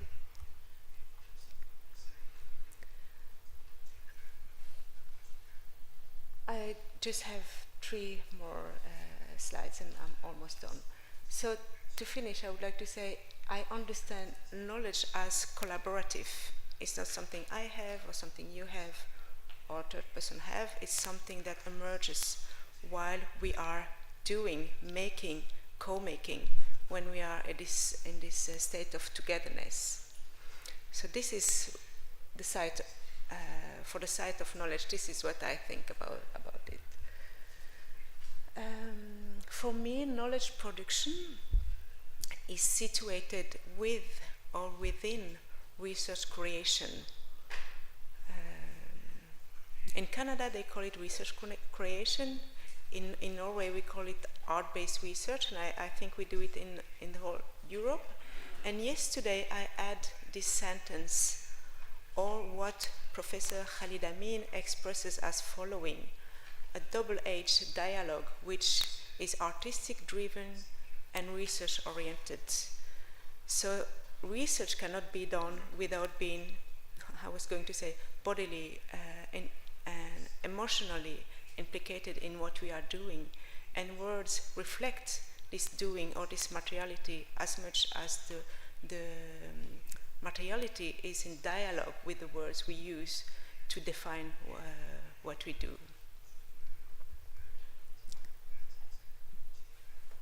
And I approach the ontology of full felting textiles as an open-ended structure or working process. And maybe this is again connected to this performative approach to it.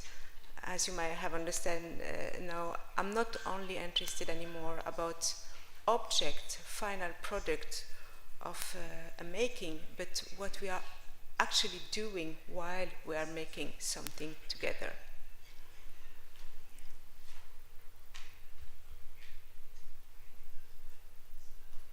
About touch. One can touch without being touched.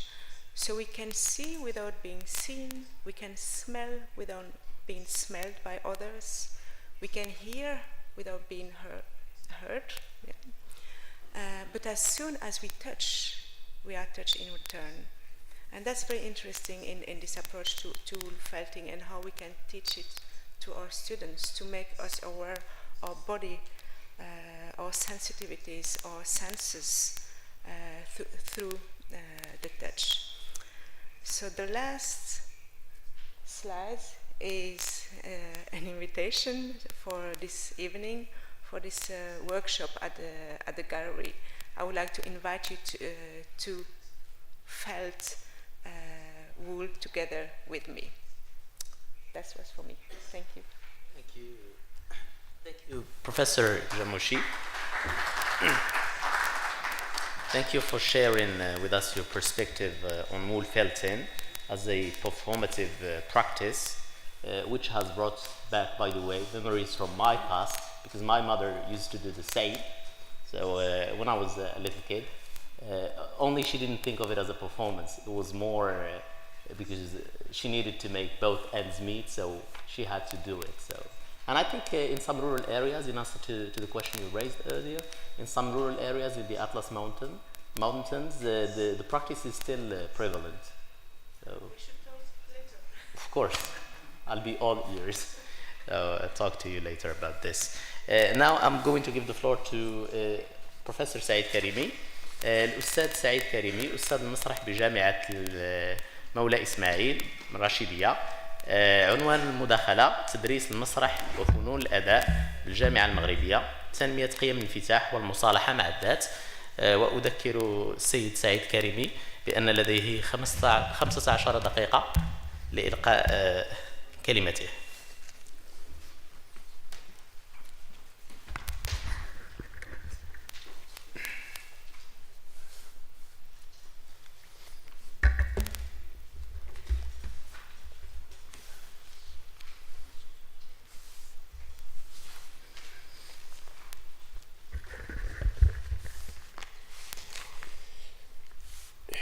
صباح الخير للجميع. أود في البداية أن أشكر الصديق خالد أمين على هذه اللمة الجميلة، واجترحت لمداخلتي تسميتها تدريس المسرح وفنون الأداء بالجامعة المغربية، تنمية قيم الانفتاح والمهنانة والمصالحة مع الذات. أفضل دائما في هذه المنتديات الارتجال، ولكن لأنهن مرتبطون بالترجمة فسأقرأ عليكم هذه الورقة بشكل مختصر. إذن يعد تدريس المسرح وفنون الأداء بالجامعة المغربية ولذا الإصلاح الجامعي الذي جاء تفعيلا لميثاق التربية والتكوين وثمرة تفكير وتأمل في مسار المنظومة التربوية برمتها، وقراءة نقدية واعية في التوجهات العامة التي حكمت التعليم منذ الاستقلال وما صاحبه من إخفاقات وأخطاء في التصورات الكبرى والاختيارات والتسيير والتدبير، ومن أجل إرساء دينامية جديدة كفيلة بالرفع من جودة ونجاعة منظومة التعليم العالي والبحث العلمي والابتكار وجعلها دعامة لتسريع وتيرة التنمية في بلادنا، أطلقت الوزارة الوصية مخططا وطنيا لتسريع تحول منظومة التعليم العالي والبحث العلمي والابتكار، ويكتسي هذا المخطط بعدا استراتيجيا وطابعا علميا صرفا يستمد جوهره من التوجيهات الاستراتيجية للنموذج التنموي الجديد، خصوصا في شقه المتعلق بتطوير رأس المال البشري إلى تدابير عملية بغية تسريع اندماج المغرب في محيط مجتمعي المعرفة. في هذا الإطار تم إحداث بعض الشعب الفنية والمسالك والإجازات المهنية والماسترات في مختلف الجامعات المغربية بغية ربط الجامعة بسوق الشغل وانفتاحها على محيطها الاقتصادي والاجتماعي وتنمية الحس الجمالي لدى الطلاب وتطوير ملكاتهم الفنية ومصالحتهم مع الفرجات وفنون الأداء التي تشكل بعضا من هويتهم وشخصيتهم. ترى إلى أي حد تستجيب هذه المسالك لانتظارات الطلبة؟ هل تتوفر على أطر متخصصة قادرة على ضمان تكوين محترف وجيد؟ ما هي الوحدات التي تقترحها والتي يمكن أن تساهم بالفعل في إكساب الطلبة خلفية نظرية عميقة ومهارات تطبيقية متميزة؟ هل هناك انخراط حقيقي للوزارة في دعم هذا النوع من التكوين الفني؟ هل هناك تتبع وتقييم بعدي لهذا التكوين؟ وهل يمكن أن تساهم هذه المسالك فعلا في إيجاد مناصب شغل لأصحابها في ظل المنافسة وانحصار سوق الشغل الفني وعدم هيكلته؟ المرجعيات المؤطرة للتربية الفنية في المغرب. إذا عدنا إلى المرجعيات التي تؤطر المنظومة التعليمية في السنين الأخيرة فسنجد أن النسخة الأخيرة من دستور 2011 هي نص في الفصل 31 على أن تعمل الدولة والمؤسسات العمومية والجماعات الترابية على تعبئة كل الوسائل المتاحة لتيسير أسباب استفادة المواطنين والمواطنات على قدم المساواة من الحق في التكوين المهني والاستفادة من التربية البدنية والفنية، واستنادا إلى الميثاق الوطني للتربية والتكوين الذي يعد أيضا من أهم الوثائق المرجعية الإصلاحية التي عرفتها المنظومة التربوية الوطنية منذ الاستقلال، فإنه يركز في الدعامة الثالثة المادة 48 على انفتاح المدرسة على محيطها وعلى الآفاق الإبداعية من خلال التنصيص على التعاون على تنشيط أنشطة تربوية وتكوينية وفنية. وهذا يعني أن هذه الوثيقة المرجعية أولت للتربية الفنية مكانة خاصة إيمانا بقدرتها على تنمية الذكاء لدى المتعلمين وتكوين شخصياتهم تكوينا شاملا ومتوازنا والارتقاء بحسهم الجمالي وإشاعة روح الانفتاح وغرس قيم التسامح والإيمان بالاختلاف لديهم دون إغفال ما جاء في الكتاب الأبيض المعد من طرف لجان مراجعة المناهج التربوية المغربية. كما أن البرنامج الاستعجالي 2009-2012 قارن جودة الحياة المدرسية بتطوير الأنشطة الفنية وأنشطة التفتح، مما يؤكد أن المشروع ظل واعيا بنظرية أهمية التربية الفنية من داخل المنظومة التربوية والتعليمية. ورغم هذه الترسانة القانونية التي اكتفينا بإيراد بعض من نماذجها، فإنه من الملفت الانتباه أن المدرسة المغربية تفتقد لرؤية استراتيجية في مجال التربية الفنية عموما، بدليل أن موادها المكونة من موسيقى ومسرح وتربية تشكيلية لا تدرس إلا في الابتدائي الأول والثاني، لينقطع التلميذ بعد ذلك عن اكتساب هذه المواد التي لا تعتبر أساسية حتى في هذين المستويين، وإنما تعدان مواد للانفتاح. كما نجد بعض الثانويات الإعدادية المحسوبة على رؤوس أصابع تدرس بها التربية الموسيقية ولو بوسائل بدائية، بدعوى عدم توفر الأساتذة المتخصصين في الموسيقى وعدم وجود الآلات الموسيقية والقاعات إلى آخره، وهو ما يعكس فلسفة القيمين على السياسة التربوية التعليمية في المغرب، والذين تنعدم لديهم بوصلة الرؤية الفنية بتركيزهم على ما يعتبرونها أساسيا، أي بعض المواد العلمية والأدبية من رياضيات وفيزياء وعلوم وكذا ولغات. والحال أن الاقتصار على هذه المواد من شأنه خلق التلميذ مواطن غير متوازن قد يجيد التحكم مستقبلا في مجموعة من المهارات، لكنه سيفتقد بالضرورة للذوق الفني والرؤية الجمالية التي ستؤطر حياته، وهو حال أغلب أطورنا العليا من مهندسين وأطباء وصيادلة ورجال الدولة، حيث يتمتعون بكفاءة مهنية عالية لكن تنعدم لديهم الرؤية الجمالية للحياة والكون، ويتحولون إلى آلات تحتكم إلى الإثارة والاستجابة بمنطلق علم النفس السلوكي. من هذا المنطلق وتفعيلا للمخطط الوطني لتسريع تحول منظومة التعليم العالي والبحث العلمي والابتكار الذي يرتكز في جزء منه بشكل خاص على تطوير القدرات والمهارات الذاتية والأفقية للطلبة وترسيخ ارتباطهم بالهوية الوطنية، وبالنظر إلى العمق الثقافي الأنثروبولوجي الذي يطبع المغرب وما يزخر به من موروث مادي ولا مادي ينبغي تسمينه ورسملته، فإنه ينبغي الرهان على الجامعة المغربية خاصة كلية الآداب والفنون باعتبارها حاضنة لهذا الرأس المال الغني والمتميز عبر الاستثمار في اقتصاد الثقافة والتكوينات المرتبطة بمختلف الفنون، والدفع بالطاقة الشابة القاطرة على حمل مشعل مختلف الروافد الثقافية المتنوعة التي يعج بها المغرب، وخلق مقاولات ثقافية لتشغيل هذه الكفاءات وتطوير مختلف فنون الأداء والمحافظة عليها وتسويق صورة المغرب من خلالها باعتباره أريجا ونموذجا للاختلاف والتعدد الثقافي والحضاري. وهذا يعني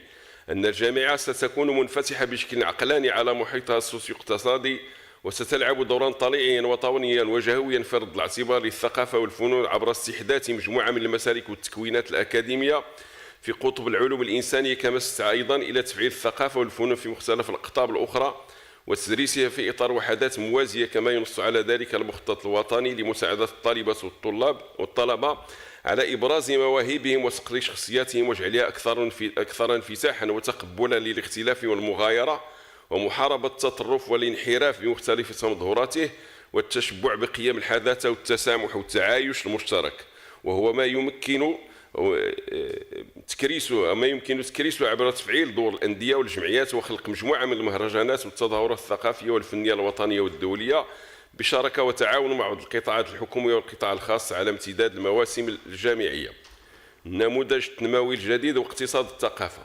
أولا، النموذج التنموي الجديد للثقافة أهمية خاصة باعتبارها قاطرة للتنمية وقوة ناعمة يمكن من خلال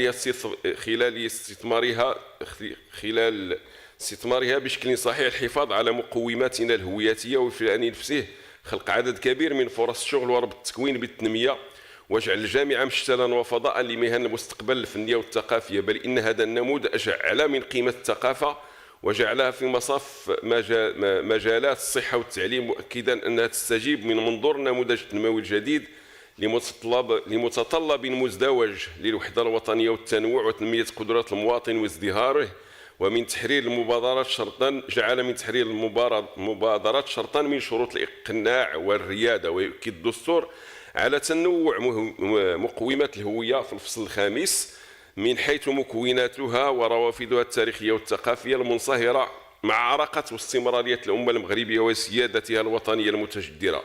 يتعلق الأمر بمتطلب مزدوج للوحدة والتنوع المتكاملين، ومن الأهمية أيضا تشجيع المبادرة الصاعدة والابتكار والمقترحات الصادرة عن الفاعلين في الحقل الثقافي، لكن يجب كذلك هيكلة هذا الحقل حول مقترح مركزي قوي يجعل من الثقافة مرفقا عاما مهما بنفس أهمية الصحة والتعليم. كما أن القانون الإطار ينص على ضرورة إدماج البعد الثقافي والفني في البرامج والمناهج والتكوينات والوسائط التعليمية بما يكفل تعريف الأجيال القادمة بالموروث الثقافي الوطني بمختلف روافده. وعليه فإنه من واجب المؤسسات الجامعية تبئير المجال الثقافي وإدماجه في مختلف المدارس والكليات لكسب أجيال مستقبلية معتزة بعمقها الثقافي وروافدها الهوياتية المتنوعة والمختلفية الأمازيغية والعربية والإفريقية والمتوسطية والحسانية إلى آخره، وتحصينه من الانحراف الأخلاقي أو السقوط في براثن التعصب. الجامعة المغربية وتدريس المواد الفنية. إذن يبدو أن تدريس المواد الفنية في الجامعة المغربية ليس أحسن حالا من تدريسه في مختلف أسلاك التعليم المدرسي، بدليل عدم وجود كليات ومعاهد فنية خاصة تابعة للجامعات، وكذا شح المسالك الفنية التي ظهر بعضها في السنوات القليلة الماضية وتسطيرها لعدد محدود من الطلاب، وعدم توفرها على الإمكانيات المادية واللوجستيكية القامينة بإنجاح رسالتها. وهذا يعني أن وزارة التعليم العالي لا تتوفر هي الأخرى على إرادة حقيقية لغرس التربية الفنية داخل الأوساط الطلابية وتكوين مشاتل من شأنها استنبات فكر أكثر اعتدالا وتسامحا وعقلانية في ظل تنامي الفكر الأحادي الإقصائي. ومن المؤكد أن المسرح الجامعي شكل لسنوات خلت فضاء لانبلاج المواهب الطلابية التي أبانت عن حس فني راقي وعال في التعاطي مع أبي الفنون، حيث شهدت مدرجات الكليات تقديم عدد كبير من العروض المسرحية التجريبية والطليعية التي تشهد بالكفاءة الفنية العالية للطلبة والأساتذة المؤطرين، كما أن مهرجانات المسرح الجامعي ظلت دائما تقليدا ومواعيد سنوية مرتقبة يتم فيها الاحتفاء بالمسرح وتكريسه باعتبارها أدبا وفنا وجمعا بين ما هو مرئي وما هو سمعي لصنع بنية متماسكة في عالم متخيل ينطوي على شتى أنواع التعابير. وشكلت هذه المهرجانات أيضا مناسبة تعقد فيها مجموعة من الندوات التي تناقش مختلف التجارب والمذاهب والتيارات المسرحية. وقد كانت مادة المسرح أو وحدات المسرح تدرس في مختلف الكليات الآداب بفضل المجهودات الجبارة التي بذلها ثلة من الأساتذة الجامعيين الحداثيين، وعلى رأسهم المرحوم الدكتور حسن المنيعي والمرحوم الدكتور محمد الكغاط، واللذين يعود الفضل لهما في تكوين جل الأكاديميين المشتغلين في المسرح المغربي وتأسيس مسلك للدراسات العليا بكلية الآداب سنة 95. ويضم دفتر الضوابط البيداغوجية الحالي الخاص بالدراسات العربية وحدات المسرح والسينما والثقافة الشعبية باعتبارها وحدة مكملة وليس وحدة أساسية في الفصل الرابع، كما يشتمل على وحدة أخرى في الفصل الخامس تعنى بالنقد الفني. وتدرس وحدات المسرح أيضا في الدراسات الإنجليزية والفرنسية والإسبانية. وهذا يعني أن واضعي الدفاتر البيداغوجية صاروا أكثر وعيا مما مضى بضرورة المزاوجة بين الدراسات الأدبية والدراسات الفنية بالنظر إلى تكاملهما وانسجامهما، وهو ما يترجمه تأسيس مجموعة من المسالك والإجازات الفنية والمسطرات المسرحية في مختلف المواقع الجامعية. رهانات المسالك الفنية في إطار المراجعات والإصلاحات المختلفة التي عرفتها النظم البيداغوجية بالجامعة المغربية، واستجابة للدعوات المتكررة التي تروم ربط الجامعة بمحيطها السوسيو اقتصادي والاجتماعي، وسعيا لتكييف الشواهد والتكوينات الجامعية مع سوق الشغل، تم التشير على إحداث عدد من المسالك الفنية والإجازات المهنية في المسرح والتنشيط الثقافي. والملاحظة الأولى التي يمكن تسجيلها بإيجابية هو أن إحداث هذا النوع من المسالك يعد في حد ذاته إنجازا وتطورا في المسيرة التربوية الجامعية، كما أنها خطوة في الاتجاه الصحيح بغية مصالحة المنظومة التربوية مع الجانب الفني. أما الملاحظة الثانية فتتعلق بالتعبئة الكبيرة للأساتذة المشرفين على هذه المسالك ونضاليتهم وروحهم التطوعية. والملاحظة الثالثة تكمن في الإشعاع الثقافي الذي تمخض عن ولادة هذه المسالك. وجدر الإشارة إلى أن أغلب كليات الأدب واللغات والفنون التي تحتضن هذه المسالك الفنية لا تتوفر على البنية التحتية اللازمة للفعل المسرحي، فلا يكفي توفير مدرج أو قاعة درس عادية لهذا النوع من التكوين، كما أن الأمر يستلزم أيضا توفير أساتذة متخصصين قادرين على يعني تقديم ما يلزم فيما يخص بعض التخصصات الدقيقة كالسينوغرافيا أو المونتاج أو غيرها من الاختصاصات الأخرى. وللإشارة فإن الجامعة المغربية لحد الآن قل ما يتوفر في هذا النوع من الأساتذة المختصين، ولا يعقل ومعلوم أيضا أن وجود الشغل لم يعد يرتبط بالحصول على شهادة فحسب، بل إن الأمر يتجاوز ذلك إلى إثبات اكتساب كفايات ومهارات تطبيقية لا علاقة مباشرة بالواقع العملي. فلا يكفي مثلا من شهادة الإجازة المهنية في المسرح للطالب حتى يشكل ذلك تأشيرة لوجوده إلى سوق الشغل، بأن الأمر يرتبط بقدرة على إثبات مواهبه وقدراته الفنية والإبداعية وتفوقه على زملائه بتقديم إضافات نوعية. وهذا يعني أنه يجب الاشتغال أيضا على المقاولة الثقافية. وفي هذا السياق نفسه يمكن للطلبة الحاصلين على الشهادة في المسالك الكلية إنشاء مقاولات مختلفة إلى آخره. وما دام أن هناك سلطة التسيير سأختم إذن. خلاصة من خلال هذه الوقفة التأملية في مسارات الاختيارات السياسية التعليمية في المغرب يتضح لنا جليا أن الترسانة القانونية لا تكفي لوحدها لبلورة رؤية فنية تربوية تنعكس إيجابا على الناشئة، بل إن الأمر يتطلب في المقام الأول إرادة سياسية حقيقية من طرف المشرفين على تسيير دفة التعليم العالي، كما أن مراجعة الدفاتر البيداغوجية المعمول بها حاليا يقتضي الانفتاح أكثر على المواد الفنية وإدراج مسالك مهنية فنية مختلفة لتنويع العرض البيداغوجي وتغيير الآفاق الانتظارية للطلبة والاستجابة للحاجة الملحة لتكوينات فنية أكاديمية تستجيب لسوق الشغل الذي لا يعترف إلا بالكفاءة العالية المتمرسة. ولا يمكن كسب رهان تكوين طلاب ورجالات المستقبل تكوينا متكاملا بتغييب المهارات والقدرات الجمالية والإبداعية والسمعية البصرية والحسية الحركية، وكلها قدرات مرتبطة أساسا بالتربية الفنية والجمالية، علاوة على أن الانخراط الحقيقي في روح الحداثة يتطلب غرس قيم التسامح والديمقراطية وحقوق الإنسان والإيمان بالاختلاف، وكلها قيم لا تقوم إلا على تمجيد الجمال والفني. وشكرا لكم. جزيل الشكر للأستاذ سعيد كريمي. هي ليست سلطة ولكن هو واجب وطني. شكرا على هذه الورقة المقتضبة والتي تتمحور حول تدريس المسرح في المغرب اليوم داخل الجامعة المغربية والإشكاليات المحورية المتعلقة بهذا التوجه الاستراتيجي.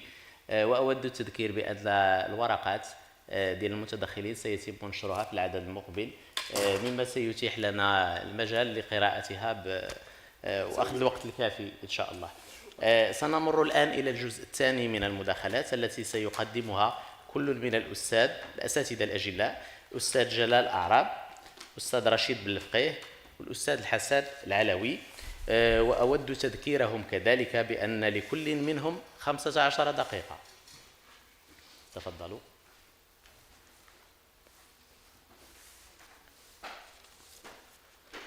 سنفتتح هذا الجزء التالي بكلمة الأستاذ جلال أعراب، أستاذ التعليم العالي بجامعة ابن الزهر أكادير. عنوان المداخلة هو الفرجة وبناء مجتمع المعرفة. تفضل أستاذ كي لا نضيع الوقت.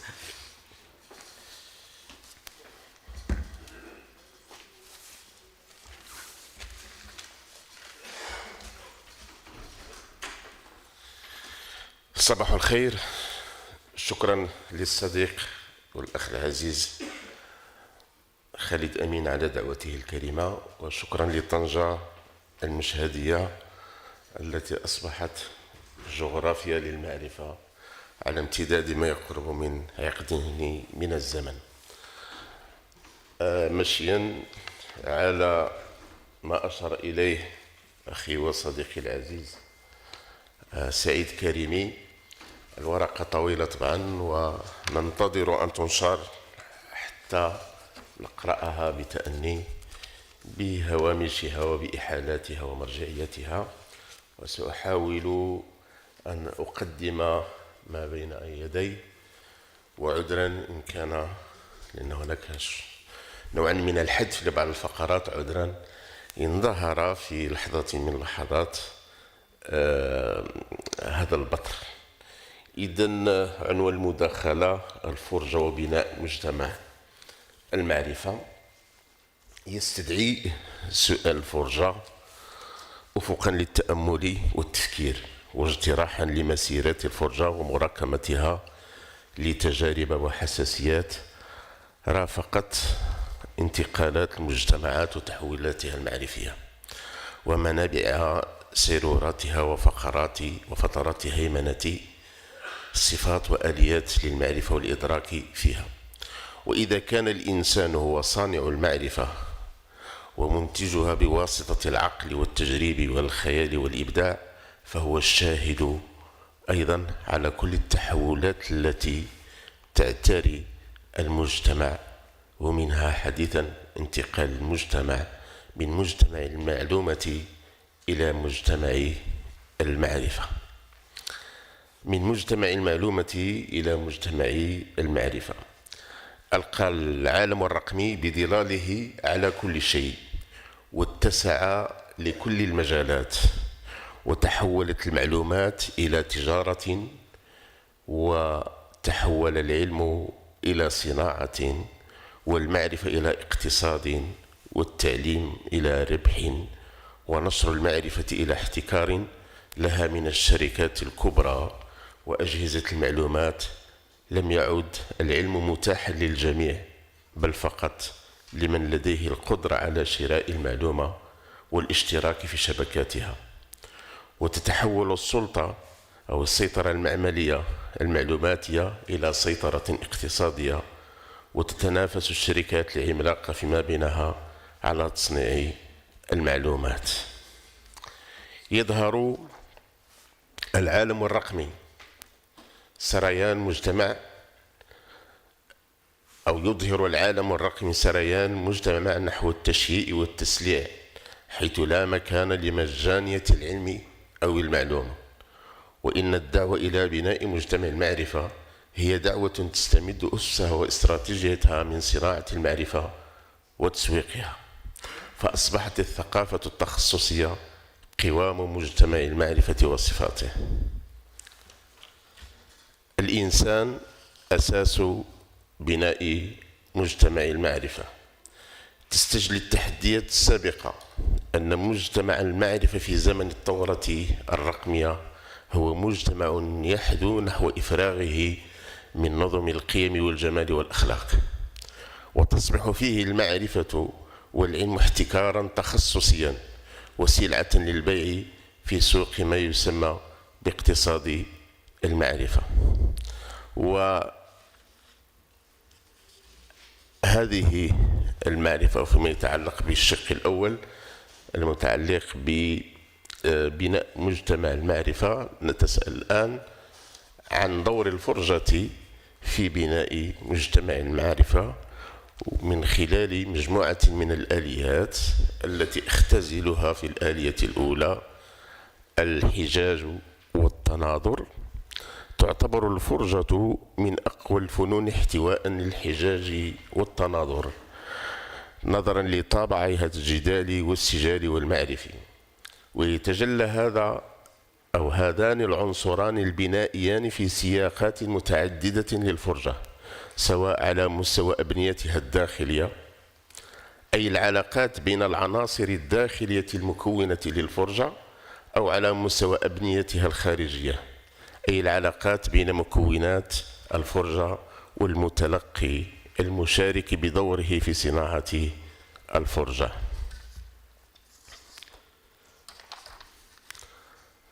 المكون الثاني أو الآلية الثانية التمسرح بوصفه وسيلة للمعرفة. ارتبط التمسرح بالخاصيات التكوينية والأدوات والدراماتورجية للممارسة الفرجوية، وقدرتها على صناعة أي مكان نمسرح عليه أي شيء، حدث، موقف، عمل، فكرة إلى آخره، يجري يعرض ويعطي لنرى بشكل عابر. ويتناول التمسرح الطريق إلى المعرفة، يتشارك فيها الخيال والحقيقة في نفس الوقت. الهدف رؤية وإظهار معنى، سواء كان هذا المعنى حقيقي أو خيالي، للفعل الفردي وللمستقبل الجماعي للإنسان. هذا الارتباط بين الخيال والحقيقة، وهو تم عرضه بشكل رمزي في فينولوجية الروح لهيجل، يظهر أن التمسرح عندما يوضع في خدمة المعرفة يقوم على مفهوم اللعب.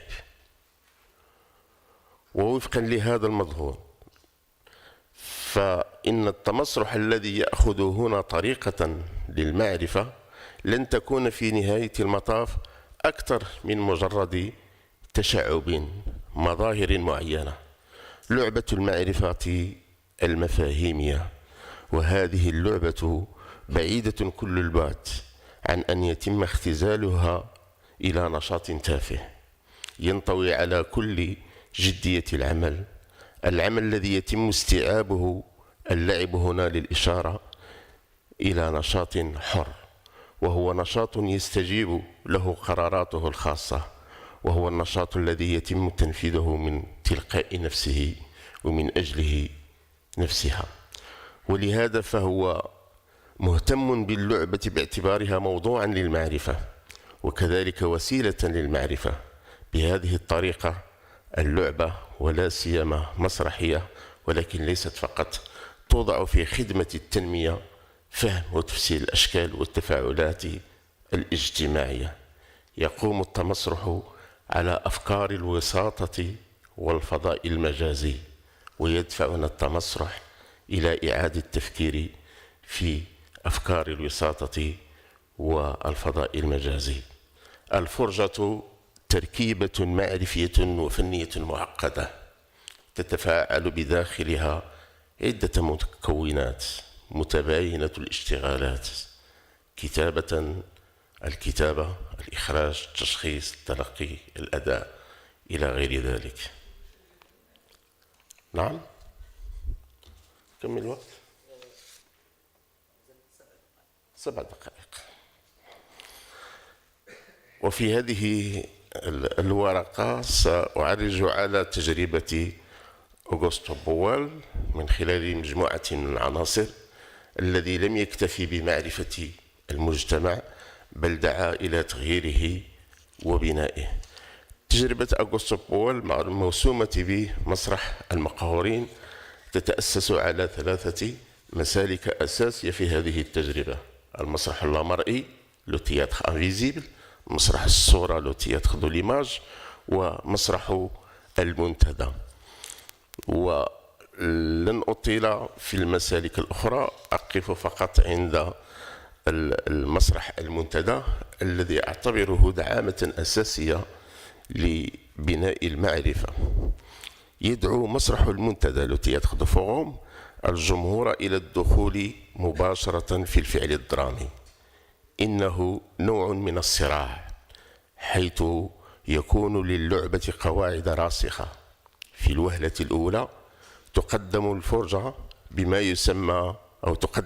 بما يسمى بمكافحة النموذج، كأنه عرض اتفاقي تعيش فيه الشخصية الرئيسية قهرا يصعب مواجهته. وفي المرحلة الثانية يطلب من الجمهور تعويض الشخصية الرئيسية وتقديم ألعابهم مع الممثلين بنهج حلول خاصة. وبواسطة الارتجال يمكن لهم التصرف في اللعب الدرامي.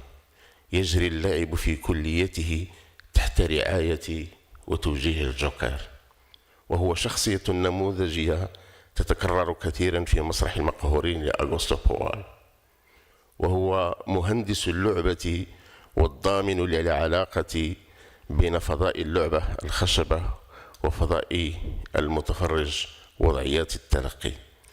ويبقى الجمهور المتتبع للعملية هو الحكم الأساس والحد الفاصل في قبول أو رفض اللعبة، ويمكن للجمهور أن يتدخل ويوقف اللعبة إن لم يقتنع بالحلول المقترحة للمشكلة، وهي صيغة من صيغ ديمقراطية الفعل المسرحي أو نوع من أنواع الديمقراطية التشاركية أو التشاورية.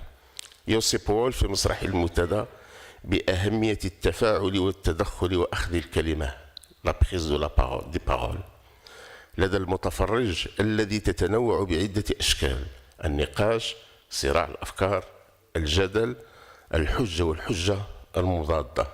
كل هذا يحفز المتفرج ويوقظه ويغنيه ويحذره للفعل في الحياة الواقعية. عنصر أو نقطة أخيرة فيما تبقى من الوقت: موانع أو الفرجة وموانع بناء مجتمع المعرفة.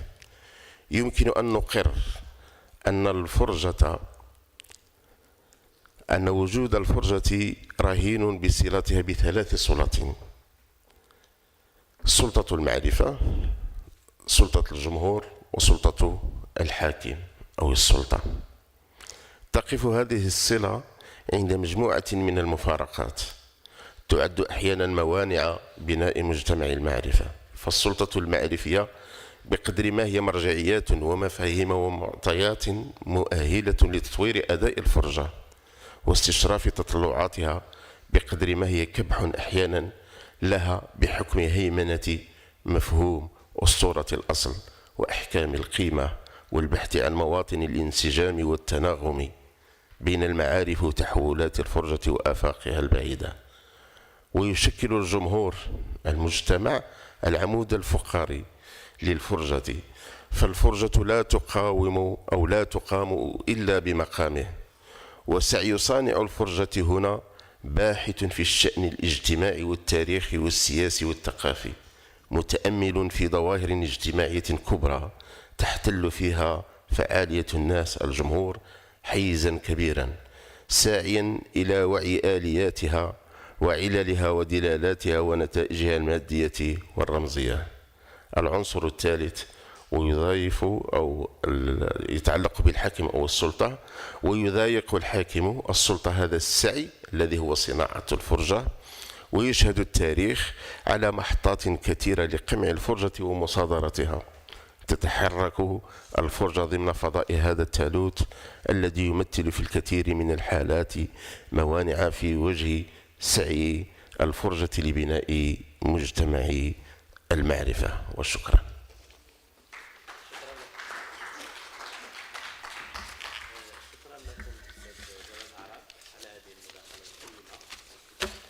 المتمحورة حول الفرجة وبناء مجتمع المعرفة في ظل هيمنة الرقمنة والتشييع والسلعنة وتغييب قيم ومبادئ الحوار البناء والهادف والتشاركي.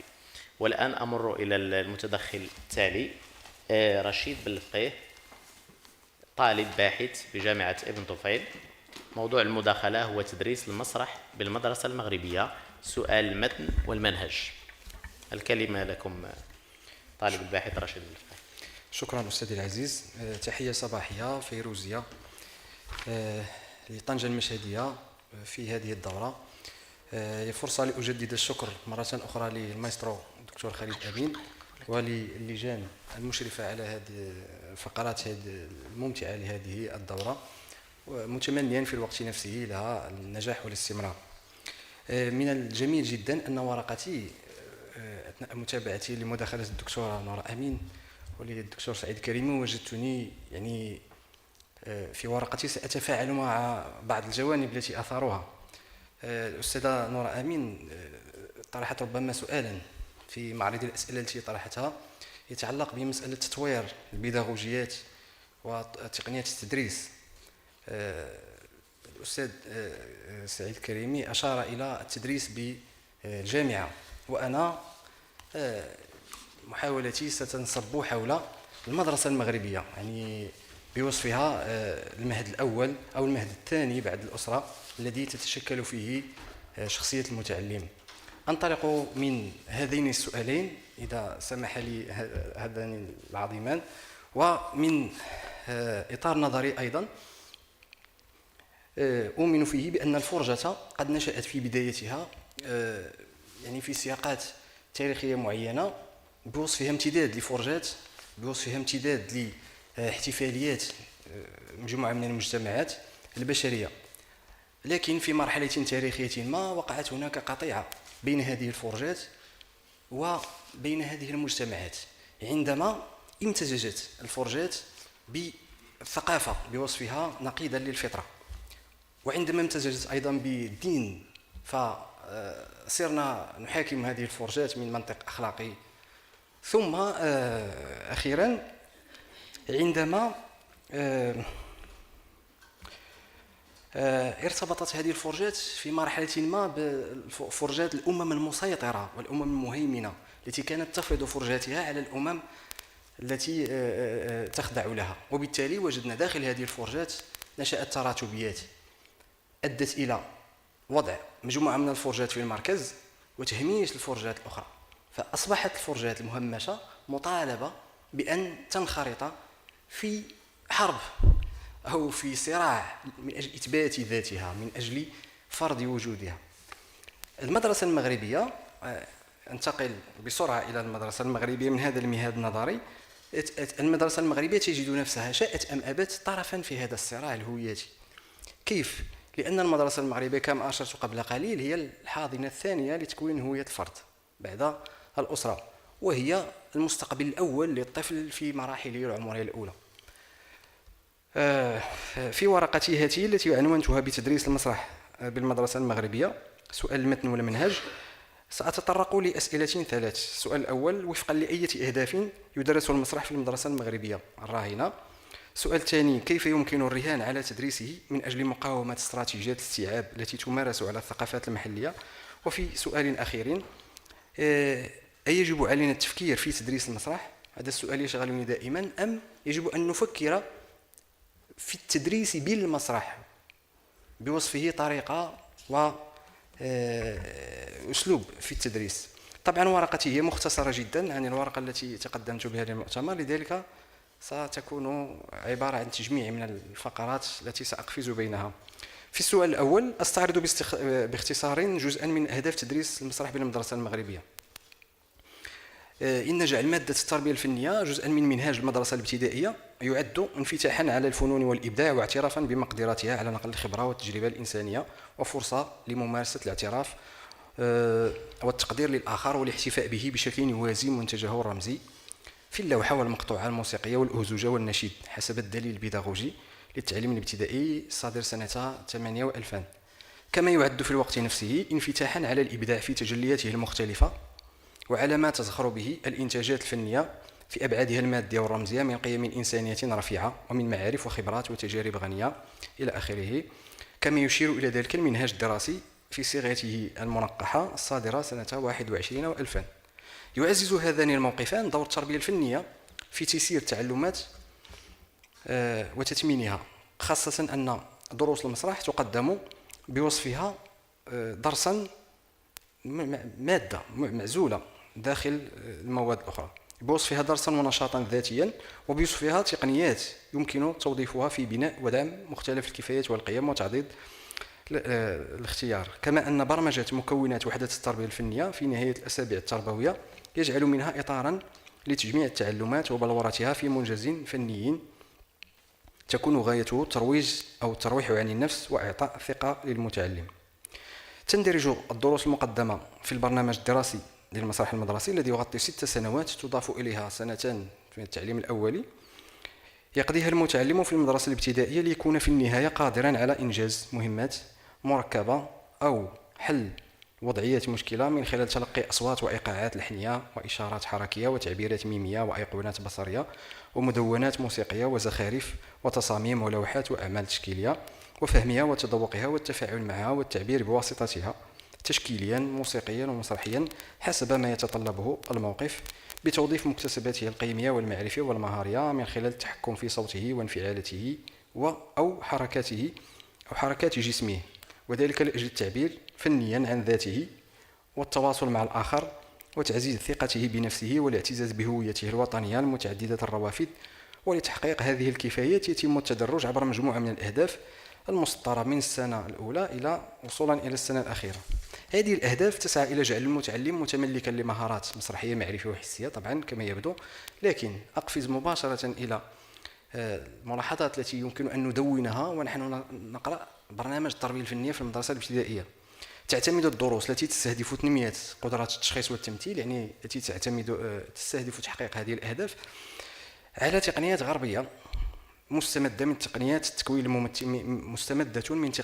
الممثلين وفقا للمناهج السائدة بهدف خلق متعلم يمتلك ثقافة مسرحية معينة دون الانتباه إلى أن المصطلحات والتقنيات والأساليب الموظفة هي أساليب غربية محضة خالصة. الملاحظة الثانية: تغييب تام للفضاءات المختلفة للممارسات الفرجوية المغربية أصيلة، والاقتصار على نموذج العلبة الإيطالية أثناء تقديم الدروس. طبعا في ورقتي قدمت بعض النماذج من صور الآن لا يمكن أن أقدمها، ولكن باختصار الدروس جميعها التي تقدم في المدرسة الابتدائية تعتمد نموذج العلبة الإيطالية دون توظيف مثالية التراث المغربي، أو على الأقل دون الإشارة إلى أن هناك مجموعة من الفرجات التي يمكن أن تمارس خارج العلبة الإيطالية. يمكن أن نمارسها في الساحة، يمكن أن نمارسها في القسم بوصفه فضاء، يعني دون أن نستحضر ذلك النموذج كلاسيكي الصارم الثابت للعلبة الإيطالية.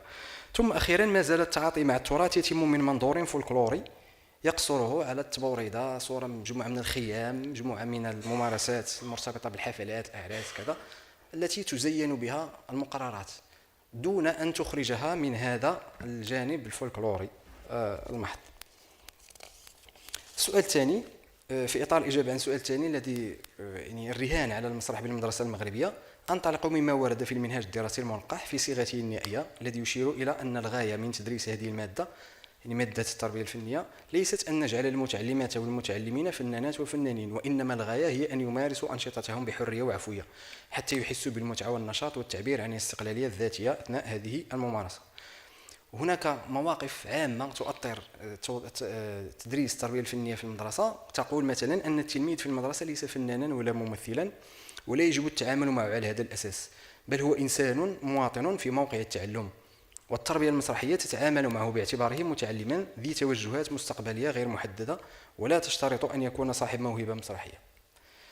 لنحكم أن هذه الآراء وغيرها ليست سوى هذا حكمي طبعا، ليست سوى اختزالا لرؤية شبه عامة ترى أن الهدف من تدريس أو استعمال الدراما مثلا في المدرسة الابتدائية ليس تدريب ممثلين أو مخرجين، وفي الواقع إن عددا قليلا جدا من الأطفال يصبحون ممثلين أو مصورين، ولكن غالبيتهم عن طريق ممارسة الفنون، وهذا هو المهم، يمتلئون بثراء كبير ويجدون الحياة أكثر وفرة وغزارة، كما ترى إلينغتون في كتابها الدراما والتعليم. تبدو هذه المواقف بالنسبة لي غير دقيقة، لأنها لا تلتفت إلى إمكانيات المسرح في تنمية قدرات المتعلم وملكاته بوصفه رافدا من روافد بناء شخصية المتعلمين، ومساهما حيويا في بناء متوازن يغذي الجوانب الخصبة والمبدعة في شخصيته، ليحد من كل نمو غير متوازن قد ينتج شخصية متصلبة، وبوصفه أيضا أداة حاسمة في التحول الاجتماعي، إذ يمكنه أن يعزز الجاذبية الحسية والنفسية لبعض الخطابات، وأن يوفر طريقة مقنعة ومهمة لاستكشاف القضايا الحساسة، كما أنه مدخل مهم للتعريف بالتراث وبتعزيز روابط المتعلم بهويته وأصالته بطرق تتسم بالليونة والانفتاح. وقد شكل المسرح المدرسي المغربي مثلا مدخلا مهما من مداخل إحياء الثقافة العربية والإسلامية في المغرب خلال السنوات الأولى للاستقلال، أو حتى قبل ذلك بسنوات كثيرة، فهو فن المسرح المدرسي لا أحد ينكر مزاياه وما له من تأثير في تمهيد الرقي الأدبي وتهذيب النفوس من الرذائل القبيحة والمستهجنة، زيادة على ما يظهره لنا من مآثر التاريخ العربي المتين وحسنات الأسلاف الأقدمين وكرم سجاياهم وعظمة الملك وأبهة السلطان وتقدم الصنائع والمخترعات العجيبة، كما يشير إلى ذلك أبو بكر عواد في مجلة السعادة التي صدرت سنة 28 و900 ألفا. كما يساهم تدريس المسرح في تحقيق العديد من الأهداف الحسية والمعرفية والوجدانية بشكل مضمر أو صريح، مما يضمن التوازن المطلوب في تشكيل شخصية المتعلم. من بين هذه الأهداف وهي كثيرة جدا، أن المسرح إذا تم يعني إيلاؤه الأهمية المناسبة وتم التعامل معه كما ينبغي، يمكن أن يعزز دينامية الجماعة سواء داخل الفصل الواحد أم داخل المؤسسة التعليمية. لماذا؟ لأن أساس الدراما هو اتصال الممثلين ببعضهم وبالجمهور وبالمؤلف عن طريق الممثلين والمصممين، نوع من الاتصال بين الآدميين، وخاصة إذا ما دار حول آراء يعني ذات مغزى واحد قد يقوي العلاقات الإنسانية، كما يعزز الروابط الاجتماعية بين المتعلمين، لأن التمثيل يتطلب العمل الجماعي. ومن حسن الحظ المدرسة يمكن أن تتحرر من النظام النجومي داخل القسم. ليس هناك نجم، أتحدث عن أطفال، هناك مجموعة تقدم عرض النجم هذا شيء آخر في ربما العروض الاحترافية، مما يخلق مجموعة تسعى وتشتغل بشكل متضامن كي تنجح العرض التي تشتغل عليه. أمر إلى السؤال الثالث، ربما لم يتبقى لي كثير من الوقت. بسرعة. إذا السؤال الثالث المتعلق بتدريس المسرح أو المسرح بوصفه مادة أم طريقة في التدريس. نشير باختصار إلى أن أهمية المسرح وأفضليته على بقية المواد المدرسة في المدرسة الابتدائية، أن المسرح يمتلك خاصيتين. هو مادة يمكن أن تقدم وتقدم مبرمجة، سواء التعليم الجامعي كما أشار الأستاذ سعيد كريمي، أو التعليم الابتدائي مبرمجة، ولكن ضمن مواد. كاين التربية الفنية فيها الموسيقى وفيها التشكيل وفيها الفنون المسرح، وبالتالي هو مادة، ولكن في الوقت نفسه يمكن أن يكون طريقة تخترق المواد الأخرى كلها. الأستاذ عندما يقدم درسا لا بد له من مجموعة من الآليات، لا بد له من مجموعة من القيام بمجموعة من التلوينات الصوتية، الحركات، توظيف الجسد ديالو، توظيف الفضاء ديال القسم من أجل أن يقدم درسا. وبالتالي فإن الاشتغال لا يجب أن ينحصر على المادة، ولكن يجب أن ينحصر على مسرحة بقية المواد من أجل أن يخترق المسرح تقنيات التدريس. هذا باختصار ما قدمته في السؤال الثالث. على سبيل الختم أختصر، لم يتجاوز تدريس المسرح بالمدرسة الابتدائية التحديات الكثيرة التي تحد من إمكانية جعله مادة لها مكانتها الملائمة، ولم يتخلص بعد من الرؤية التي تكرس ممارسته وفق الشكل الكلاسيكي الجامد، ما دام لا ينطلق من الأشكال مع قبل المسرحية بين قوسين الممارسة بالمغرب قبيل الحماية وبعد الاستقلال. أخيرا، لا يحظى المسرح المدرسي داخل المنهج الدراسي بالقدر الكافي من الاهتمام، سواء بوصفه مادة منفردة تقدم معزولة في غلاف زمني مخصص محدد، أم لها أهداف خاصة بها يتغير المدرس تحقيقها مع المتعلمين، أم بوصفه وسيلة من الوسائل الموظفة في تقديم بعض المحتويات الدراسية، الحوار، النصوص السماعية، النصوص المسرحية المتضمنة في القراءة. شكرا، وأتمنى أن أكون قد أطلت. شكرا.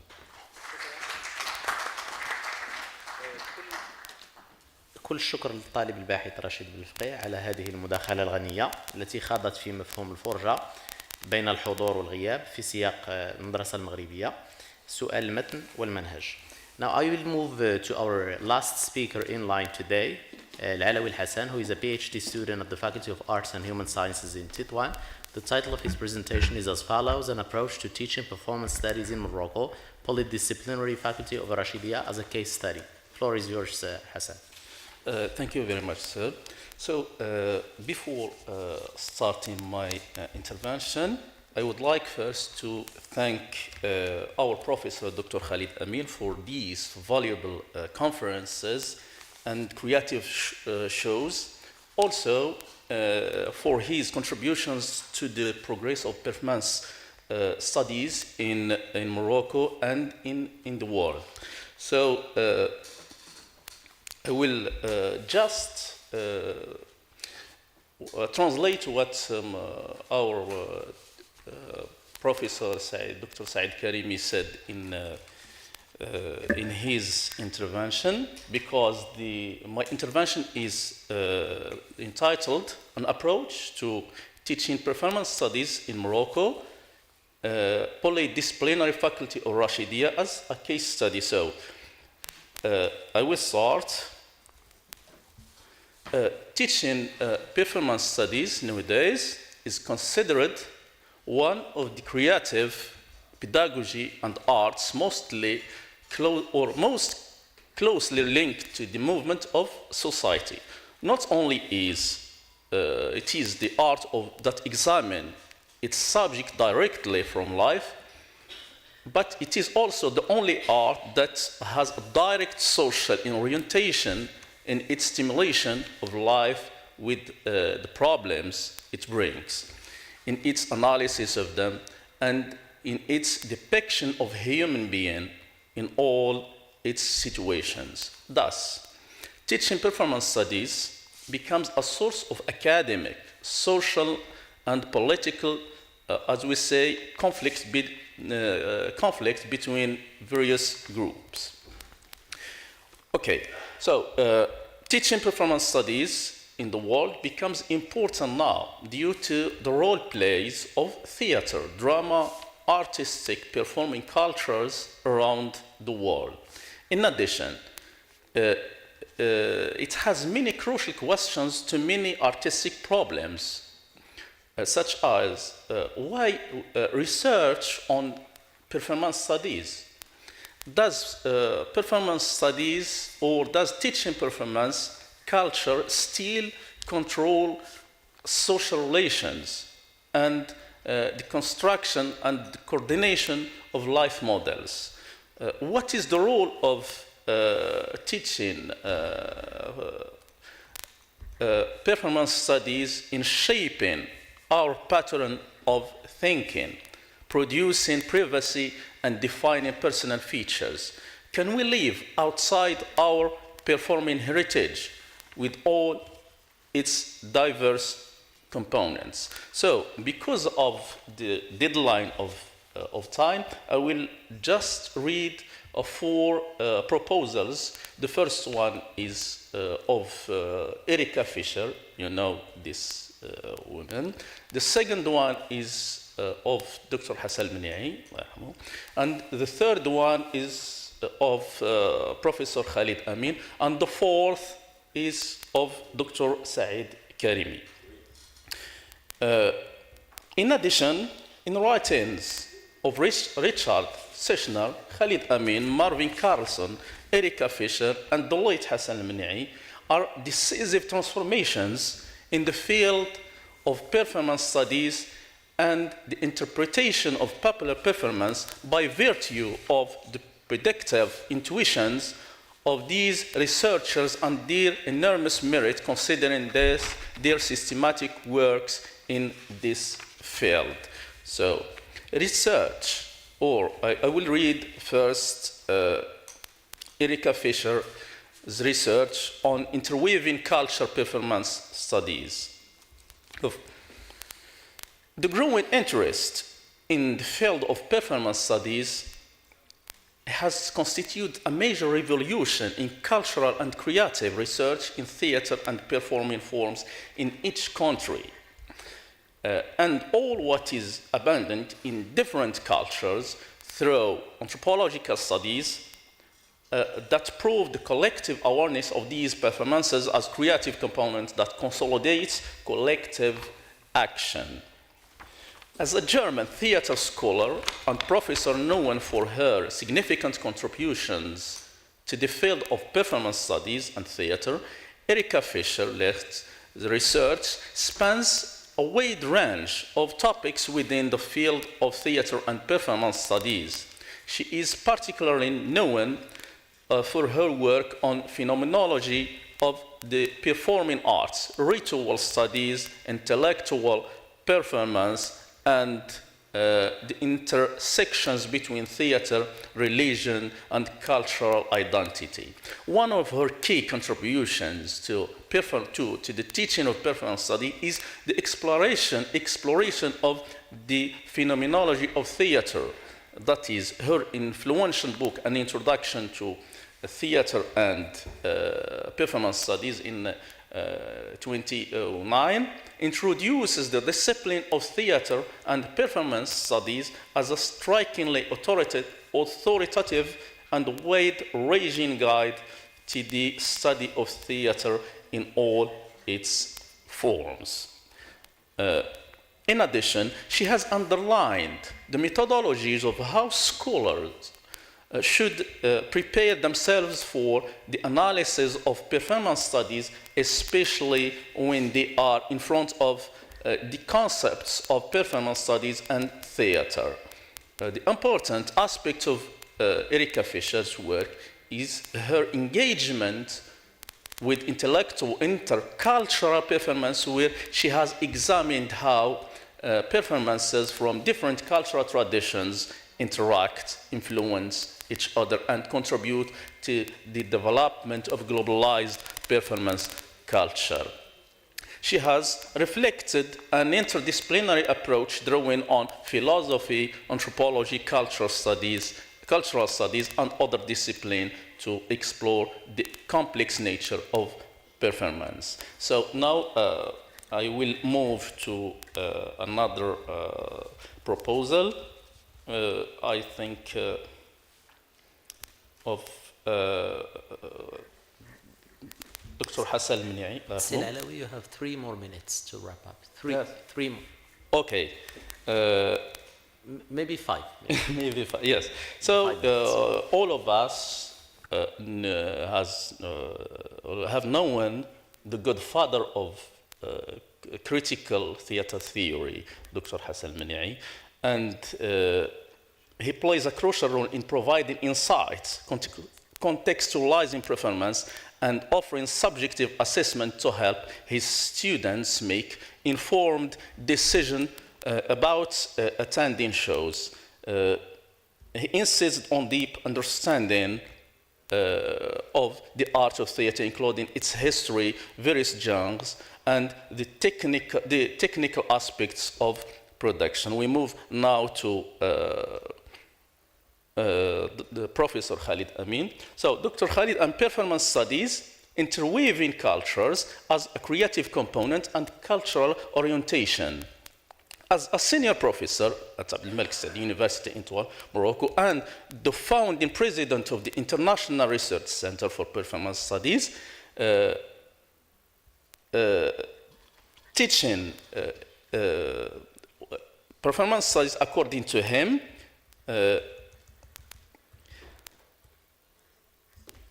involves exploring the interdisciplinary nature of the field and engaging university students in crucial thinking about various forms of performance, including theater, dance, rituals, everyday performances, and interweaving culture.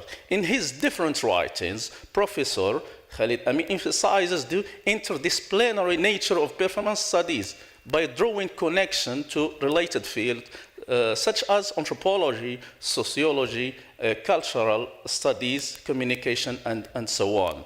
So another is of Dr. Saeed Karimi, just a translation of what he said. And I'm sorry for time, because time is time. Yes, okay, sir. Thank you very much.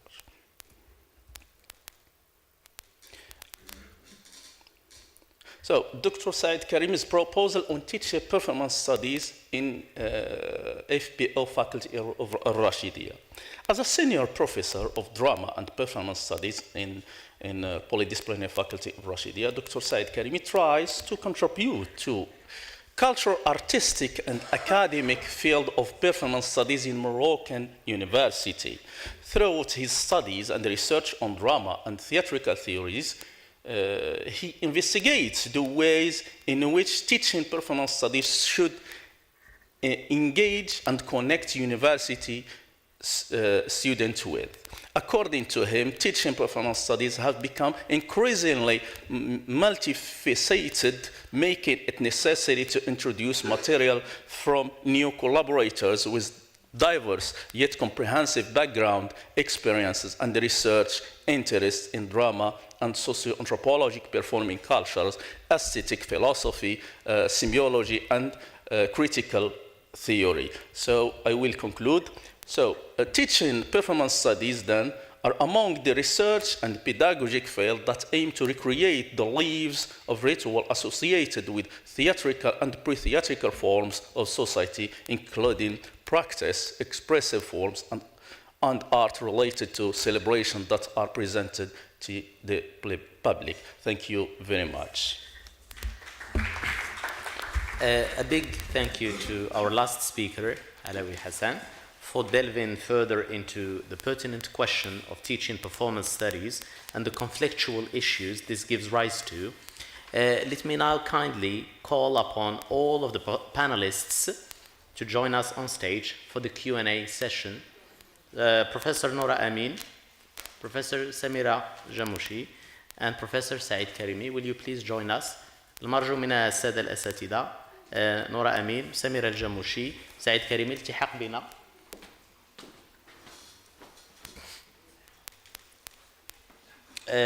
We only have 8 minutes left. We're already behind schedule.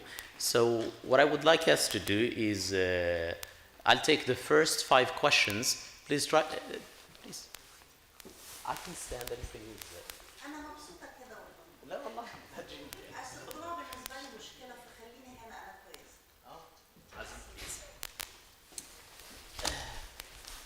I'll take the first 5 questions, as I said, and we'll give our panelists 5 more minutes. You can use my seat. I can stand, it's fine.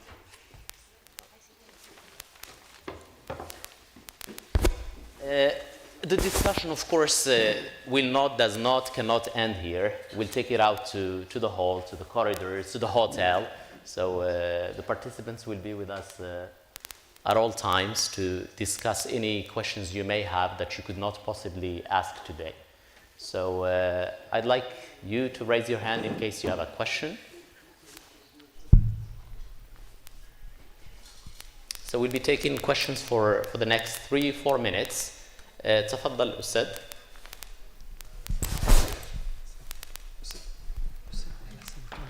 ونرجو منكم الاختصار الأسئلة بسبب ضيق الوقت.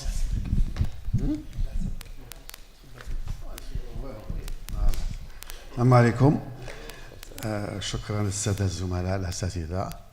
أريد فقط أن أضيف ملاحظة بسيطة فيما يتعلق بالمداخلة التي تفضل بها الأستاذ دكتور سعيد كريمي فيما يخص المسرح في الجامعة حتى في المؤسسات التربوية. أولا ليس هناك لا مسرح جامعي ولا مهرجان المسرح الجامعي. هذه كذبة نتداولها فيما بيننا وربما يسمع الناس خاصة الزملاء الأساتذة وسعيد يعرف هذا كثير جيدا. يسمعون بعض الأجانب يعتقدون أننا نملك بالفعل مسرحا جامعيا ومهرجانا جامعيا. هذه كذبة كبرى. نحن فقط حينما نمارس المسرح في الجامعة نقوم بذلك على شكل تطوع، يعني الأستاذ هو الذي يتطوع بشكل فردي وأحيانا يقوم بذلك من ماله الخاص. وأنا قمت بهذا 1992. كانت لدي فرقة في وجدة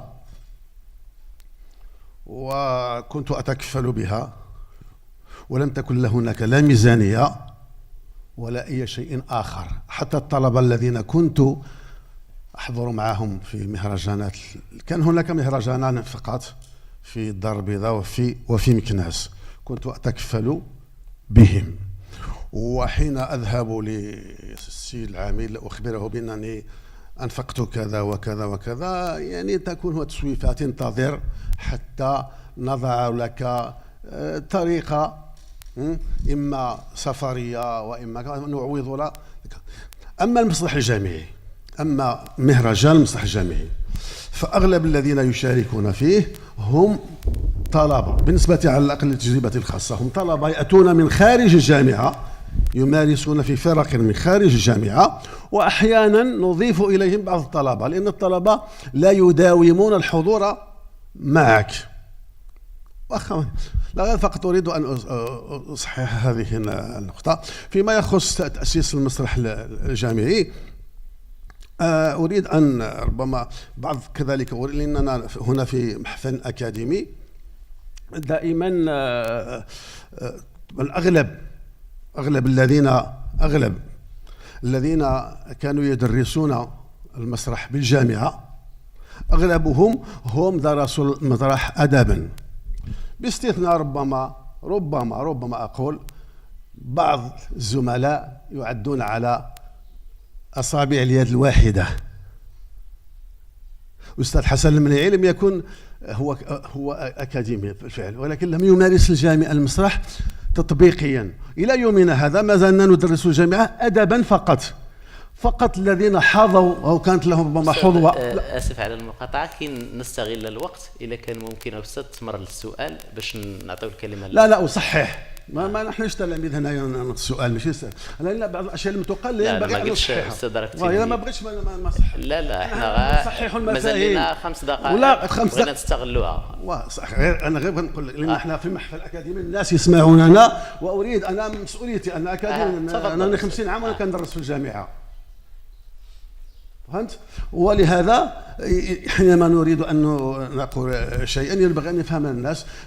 قليلون هم ربما زميلي سي محمد الكغاط رحمه الله وكنت شخصا ثانيا وعبد الواحد بالواسيم الذين كنا نمارس المسرح في الهوات وانتقلنا الى الجامعه وبعد ذلك جاء زملاؤنا وطلبتنا الاخر. اما الاخرون فالى يومنا هذا ما زلنا ندرس المسرح ادبا. شكرا لكم على المداخله استاذ. استاذ كان هو اللي هز اليد ديالو اولا. المرجو عفاك الاختصار في السؤال باش يبقى الاخوان الوقت في الاجابه. شكرا.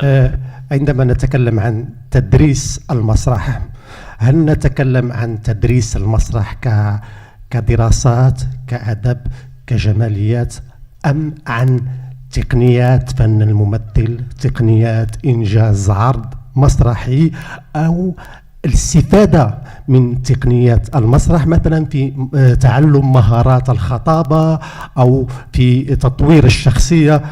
هذا السؤال الأول. يعني عندما نحدد تدريس المسرح سندرس ماذا؟ هل سندرس الممثل من أجل الممثل أم سندرس تعلم مهارات الممثل من أجل تطبيقها في الحياة العملية؟ السؤال الثاني أسمع هنا المسرح والفرجة. هل سندرس الفرجة؟ إذا فتحنا مجال تدريس الفرجة سنفتح مجال أشياء لا زالت موقع بحث وليست لديها قواعد وسنفتح مجال للتعويم. أما أن نحدد مسرح لأن مرات من هذه التجربة وأعرف ما يقع في المدرسة العمومية وأيضا في الجامعة. يعني هذا هو السؤال لكي أختصر. شكرا على الاختصار. السؤال الثالث والأخير كي باش نعطيو الأستاذ جليد وأعتذر من الإخوان الآخرين.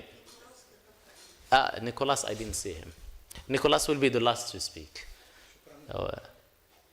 And then we'll give the floor to our panelists to react. See جليد. أود فقط أن أتفاعل مع الأستاذ كريمي لأنه فهمت من مداخلته أن المشكلة لا تكمن في القانون وإنما في تطبيقه. يعني هل إذا افترضنا فعلا أن القانون يقدم أرضية ملائمة لتدريس ليس فقط المسرح وإنما الفنون، في نظرك ما هي العوامل التي تجعل تنزيل القانون أثناء التدريس أو أثناء ممارسة الفنون تطرح إشكاليات أو تحديات على المستوى العملي والتطبيقي؟ شكرا. Nikolaus.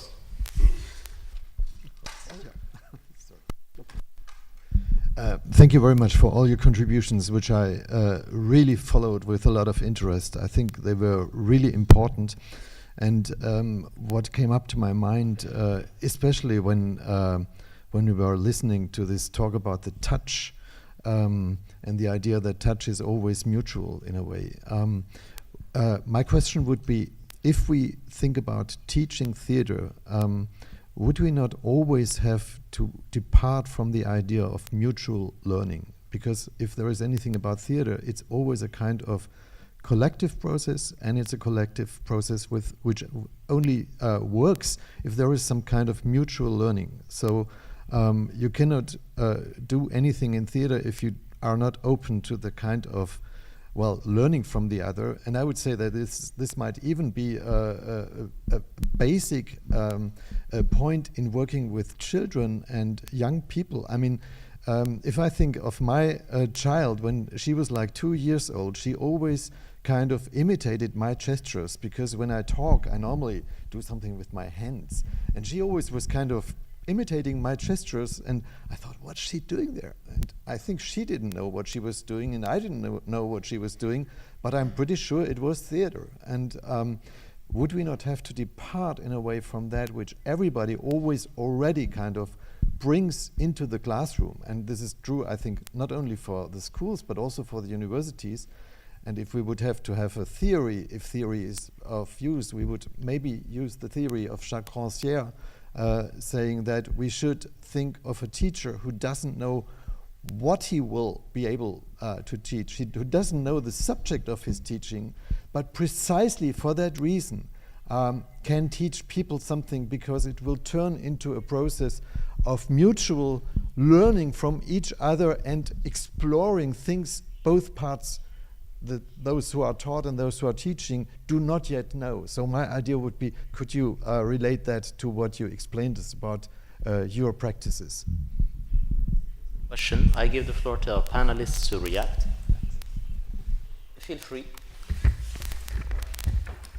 شكرا جزيلا إذن لكل من تفاعل مع هذه المداخلات، وأضم صوتي للأستاذ الصديق العزيز الأستاذ الدكتور مصطفى الرمضاني فيما يتعلق بالتوصيف الفعلي لما يسمى بالمسرح الجامعي.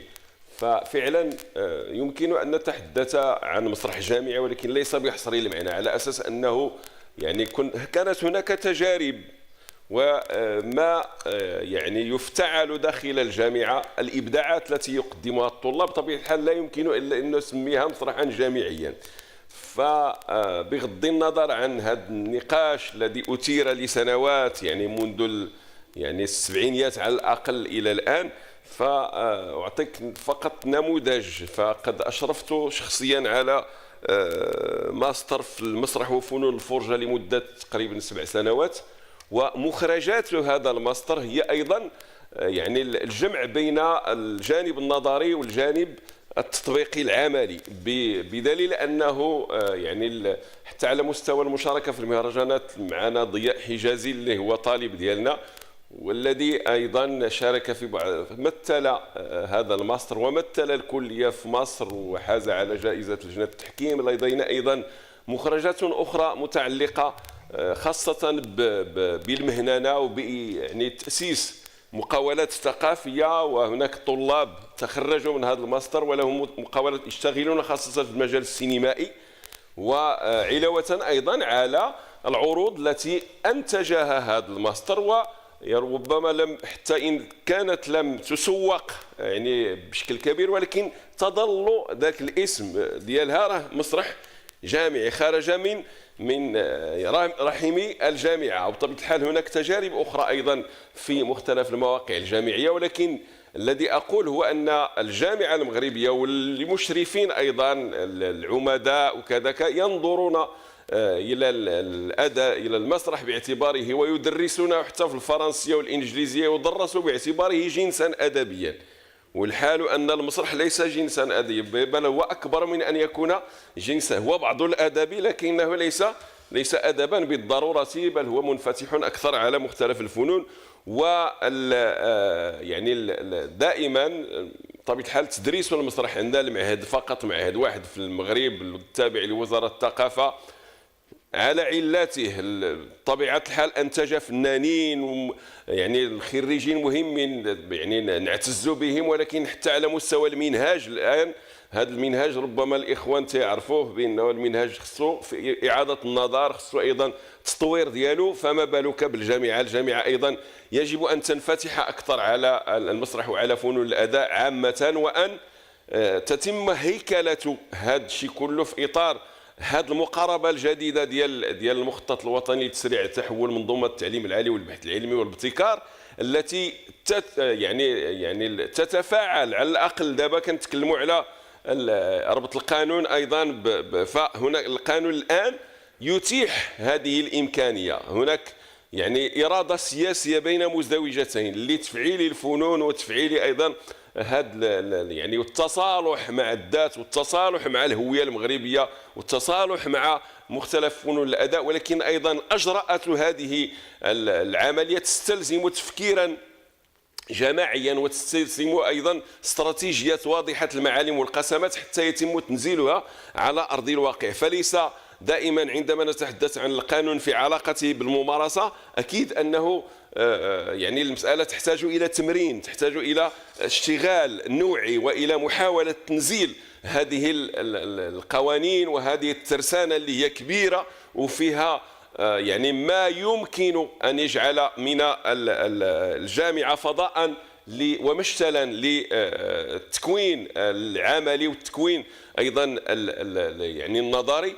ودائما أعود لهذه التجربة ديالنا في الرشيدية اللي هي منطقة تعتبر يعني هامشية وتعتبر ولكنها فيها المغرب تما كاين المغرب العميق. مرحبا بكم وعلى سلامتكم. فرغم هذا يعني التواجد ديالها في هذه المنطقة الواحية شبه الصحراوية فقد استطعنا أن ننتج واحد النموذج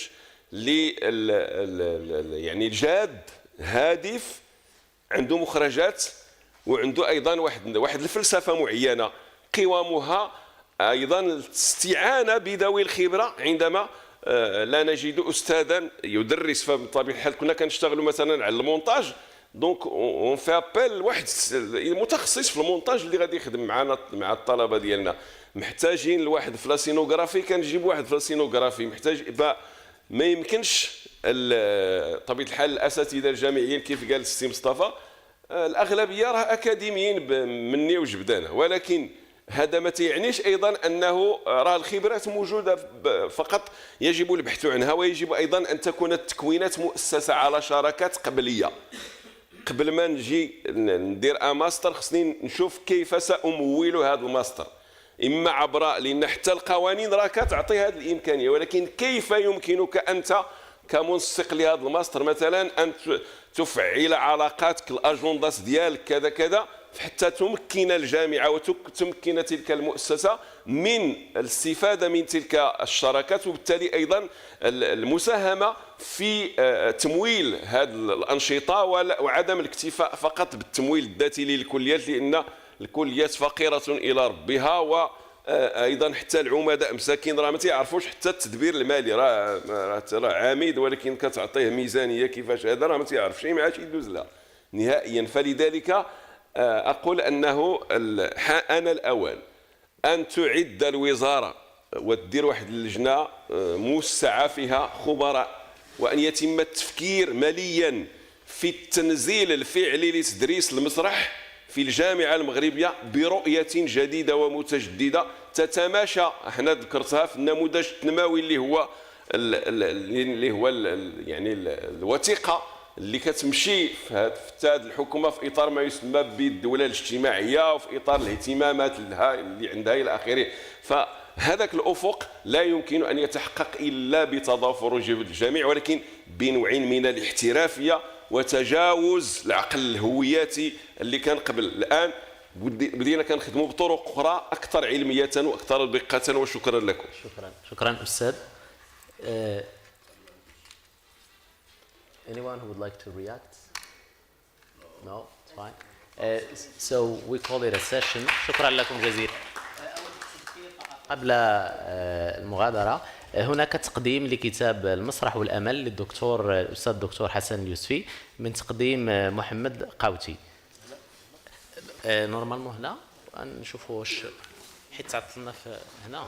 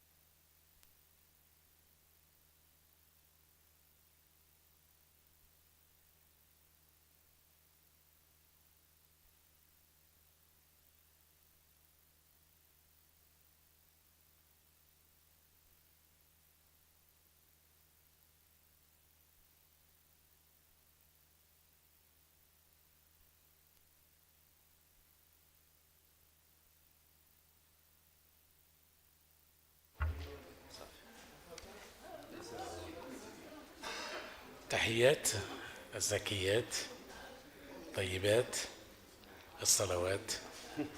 السلام عليكم.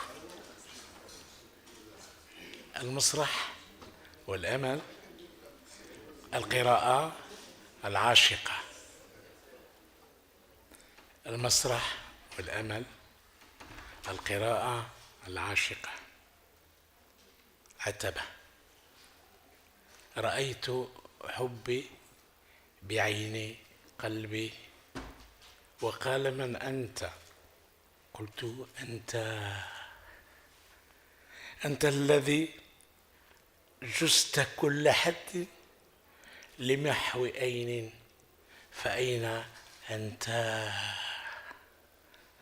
فالآن لا أين منك أين، وليس أين حيث أنت، وليس للوهم عنك وهم، فيعلم الوهم أنك أنت. الحلاج.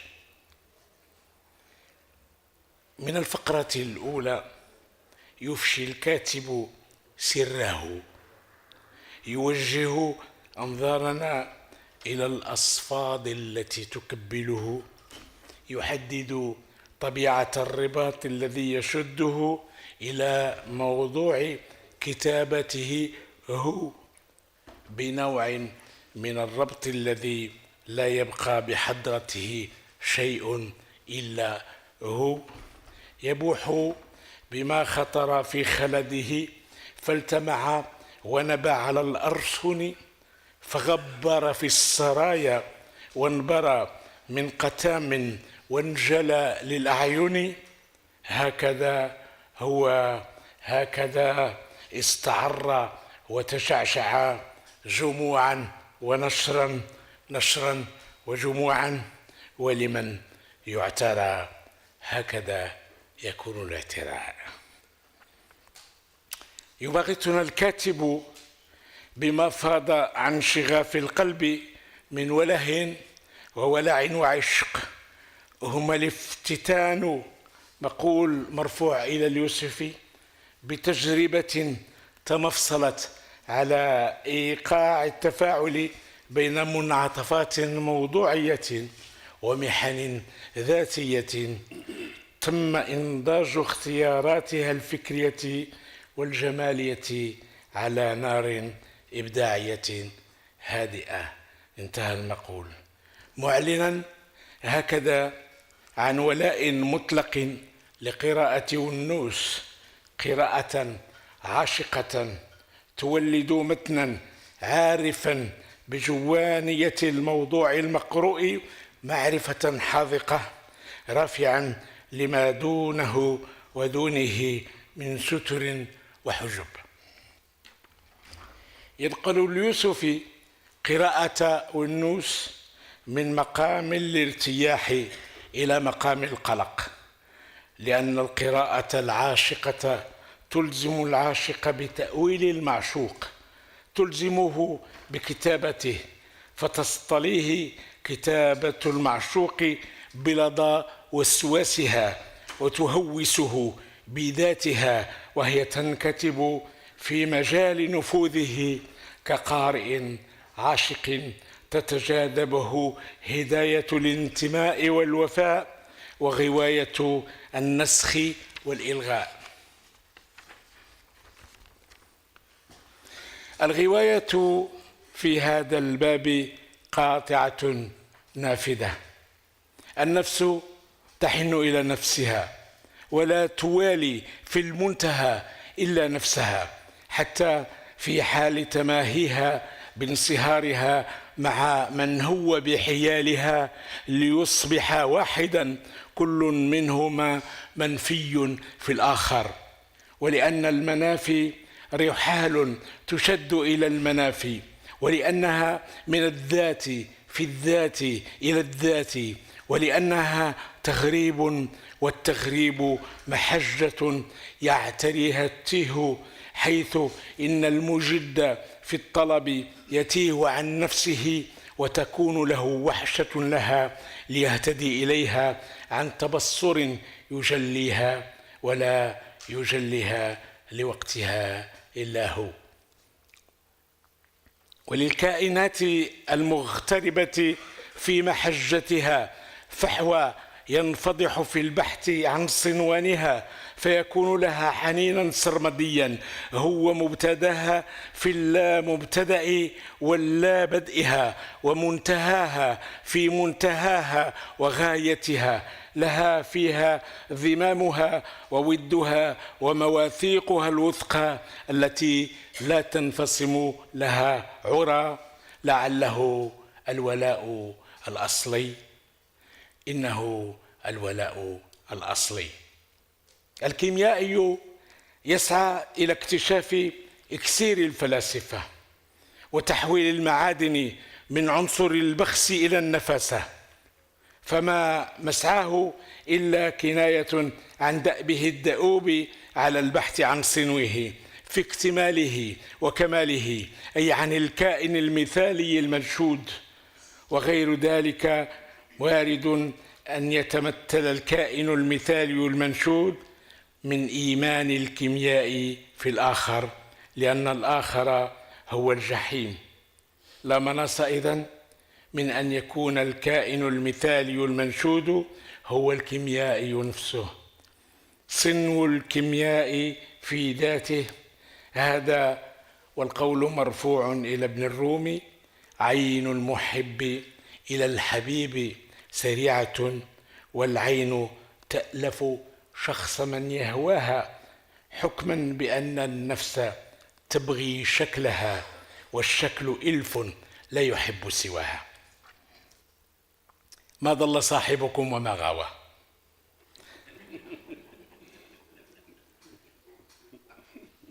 ما ضل صاحبكم وما غوى، ما تقلب وما أنكر الهوى. إجلاله حجتنا، تقريضه بياننا، محبته برهان، تيمه تحنان، استقصاؤه في المتن تقسن به النحرير، استداقته الإبداع، استداقة الحبر البصير. نظم مرجان صاحبه على أبواب، وجاء في عرفانه في أكثر من باب، منه باب متخيل المحتضر، وشعرية لا منتظر، وكتابة الكشف واللا يقين، والدراما الربسودية، ومسرحة الحب، والمعرفة المسرحة، ومساحات الأمل. من فضائل كتاب المسرح والأمل خلخلة ذاكرتنا، والعودة بنا إلى نصف قرن لاستلغاء مسارنا بما تساوق به من حضور سري في مشهدنا المسرحي اسمه سعد الله والنوس. وأنا أرنو إلى السبعينيات القرن الماضي، أراني أطيل النظر إلى ما كنا عليه وما أريد لنا أن نكونه. إبان هذا مر علينا زمن كنا فيه مرزئين في خيارنا، مشارصين من قبل نكه شحم على وضم، ومن ذوي القربى وظلمهم أشد مضاضة، مستهدفين من قبل المركز المغربي للأبحاث المسرحية وهو المباحث، وفي استهدافه أيما إبادة. اعتبرنا ذو مخمصة حتى حق علينا مقول عروة بن الورد: دعيني للغناء أسعى فإني رأيت الناس شرهم الفقير وأبعدهم وأهونهم عليهم، وإن أمسى له حسب وخير، ويقصيه الندي وتزدريه حليلته، وينهره الصغير، ويلفى ذو الغنى وله جلال، يكاد فؤاد صاحبه يطير، قليل ذنبه والذنب جم، ولكن للغني رب غفور. كان ينتابنا الشعور بيتم ما سببه حصار المؤسسة لنا، لأننا التباس طارئ على المشهد المسرحي البديل، صعب الاستساغة والتكريس، جموح بما يبعده عن برنامج تكريس النموذج، ولأن النموذج الذي يراد تكريسه من قبل المؤسسة بمشاركة سخية من بعد أهل النهى والعقل والحكمة أسس معنا خطاب هيمنة بالتهميش السلس حينا وبالإقساء الفظ جل الأحيان. مع هذا لم نكن في ضيق مما يمكرون، بل كنا في سعة خيار الفعل والاستقواء له بخير الزاد، فانبرينا إلى تحصيل نوع من الحذاقة في الكتابة المسرحية بشكل أقرب منه للنوع من الكم. وخلال تحصيل هذا التراكم النوعي، وهو نوعي عن اختيار، لازمنا نفس الشعور باليتم الذي أشرت إليه آنفا، كان يغصنا حيال زخم المقول بالفكر الأوحد الذي نصب تنصيب النصب، فبلور على شاكلة مناجاة لذاته خطابه عن الفكر المحظور، مما أخرس صدى الأفكار عامة وأضعف محتوى الفكر وأفقره إلى التفكير المنطقي، وقضى ببخس المجادلة وبطلانها. لم نأنس في أنفسنا قدرة بلورة خطاب منبن يعتمل في اللجب ويسنى بالحجة والسبب، ولا آنسنا منه قدرة بلورة خطاب ينبني على المجادلة التي لا تسعى إلى إظهار ما قد يعن للمرء كصواب، بل تسعى لإلزام الغريب وغلبه. كان الأمر كذلك على الأقل بالنسبة لي. كانت أنفسنا تتوق إلى المعرفة المسرحية التي تستجيب إلى حاجتنا التداولية، وكان نزوعنا حالة ذات مناحي تناسب أذواقنا وتلائم قناعاتنا، فحظي منا برتولت بريشت وبيتر فايس وأوغوستو بوال وإيروين بيسكاتور بالاهتمامات الفكرية والأدبية والفنية اللازمة. لكن هناك هذه اللكن التي تفسد علينا طيب الأشياء ومتعتها، لكن اشتياقنا إلى كل هذا بوجه ولسان يبطل استلابنا أمعن فينا، فأدعنا بالحق، لا سيما أن اللسان الرمز يكون باللسان العين، وفيه قال الجاحظ: واللسان أداة يظهر بها حسن البيان، وظاهر يخبر عن الضمير، وشاهد ينبئك عن غائب، وحاكم يفصل به الخطاب، وناطق يرد به الجواب، وشافع ترد به الحاجة، وواصف تعرف به الحقائق، ومعز ينفى به الحزن، ومؤنس تذهب به الوحشة، وواعظ ينهى عن القبيح، ومزين يدعو إلى الحسن، وزارع يحرث المودة، وحاصد يستأصل الضغينة، ومله يونق الأسماع. انتهى كلام الجاحظ. فتبدلنا سعد الله والنوس بما جعل اللسان في تماه مع اللسان، والفكرة في تماه مع الفكر، وعلى أجناسها تقع الطيور. على الرغم من أن سعد الله والنوس أصدر بيانات لمسرح عربي جديد سنة 1970 واضعا إياها كفروض للبحث عن مسرح أصيل يعي دوره في بيئته، ويحاول أن يستوعب هذا الدور ويطلع به، متجشما استقصاء مواضيع كانت في صلب اهتمامنا كموضوع الجمهور، وموضوع طبيعة المسرح الجماعية، وموضوع الوعي بالدور السياسي للمسرح. على الرغم من هذا السبق في الزمان وجدة التناول وجدواه، لم نتعرف عليه وعلى بياناته إلا سنة 1977، فتقوينا بها وبما تيسر لنا من نصوصه المسرحية: مأساة بائع الدبس الفقير، حفلة سمر من أجل 5 حزيران، الفيل يا ملك الزمان، مغامرة رأس المملوك جابر، سهرة مع أبي خليل القباني، ووجدنا فيه ما تثبتت به أفئدتنا حيال ما أخرس صدى الأفكار عامة وأضعف محتوى الفكر وأفقره إلى التفكير المنطقي وقضى ببخس المجادلة وبطلانها.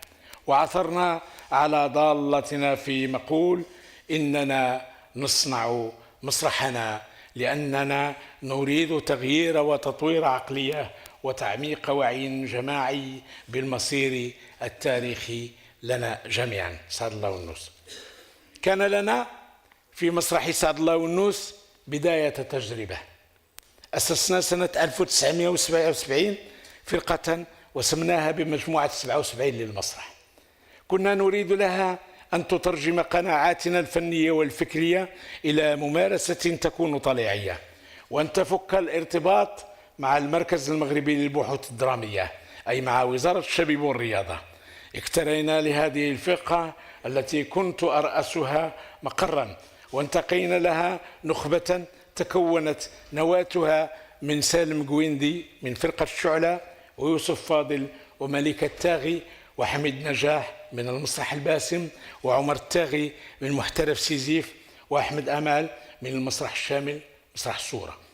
كان مشروع الفرقة الأول تقديم مسرحية حلاق درب الفقراء، غير أن النص في صيغته التي اقترحها الكاتب لم تكن مقنعة للجميع، فتقرر الاشتغال على تجويده ضمن ورشة ضمت كل من سالم قويندي ومليكة التاغي وعمر التاغي وحميد نجاح ومحمد كاوتي ويوسف فاضل بالطبع.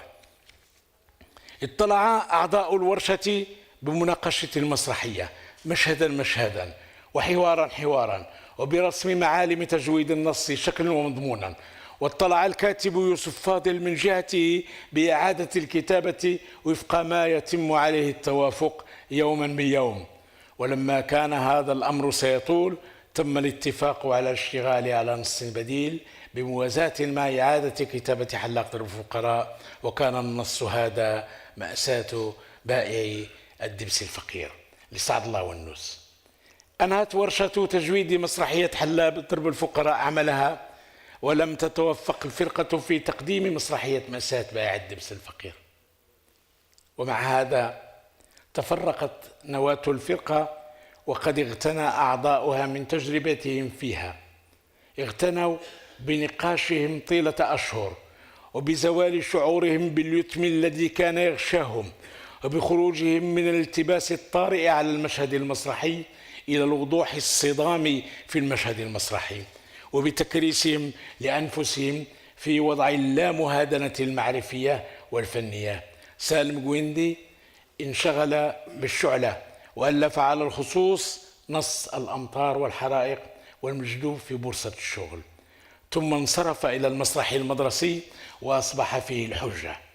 يوسف فاضل انشغل بالمسرح الباسم ومكن الفرقة من نص حلاق درب الفقراء، ثم غازلته عرائس السينما والسمع البصري فاستحوذت عليه، رغم أن الكاتب يبقى دائما كاتبا.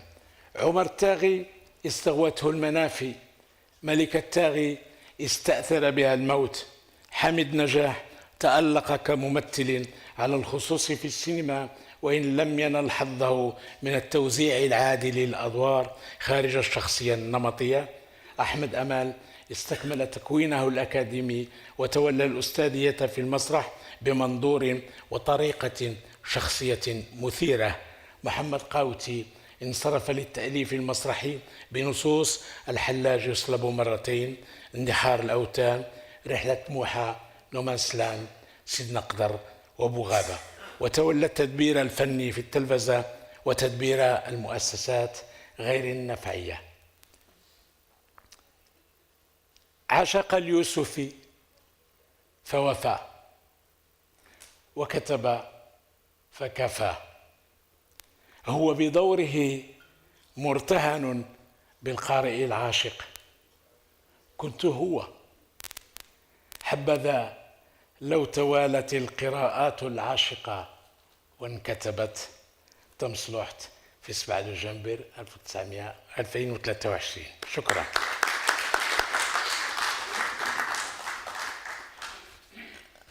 افتحوا قوس هو القوس الحقيقي، لأن أنا كنت القوس العابر. القوس الحقيقي هو قوس الكاتب. افتح قوس للأستاذ حسن اليوسفي. عندي سؤال بسيط.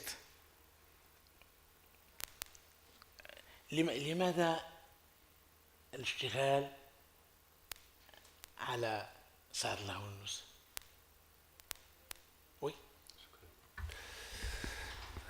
أيها الإخوة، أيتها الأخوات، تحية للجميع. سعيد جدا بهذه اللحظة التي أتاح لنا المركز الدولي لدراسات الفرجة، الذي عودنا بطبيعة الحال على هذا يعني على الوفاء لشعاره الذي يردده دائما في كل دورة، وهو حوار يقوده المبدع ويؤطره الباحث.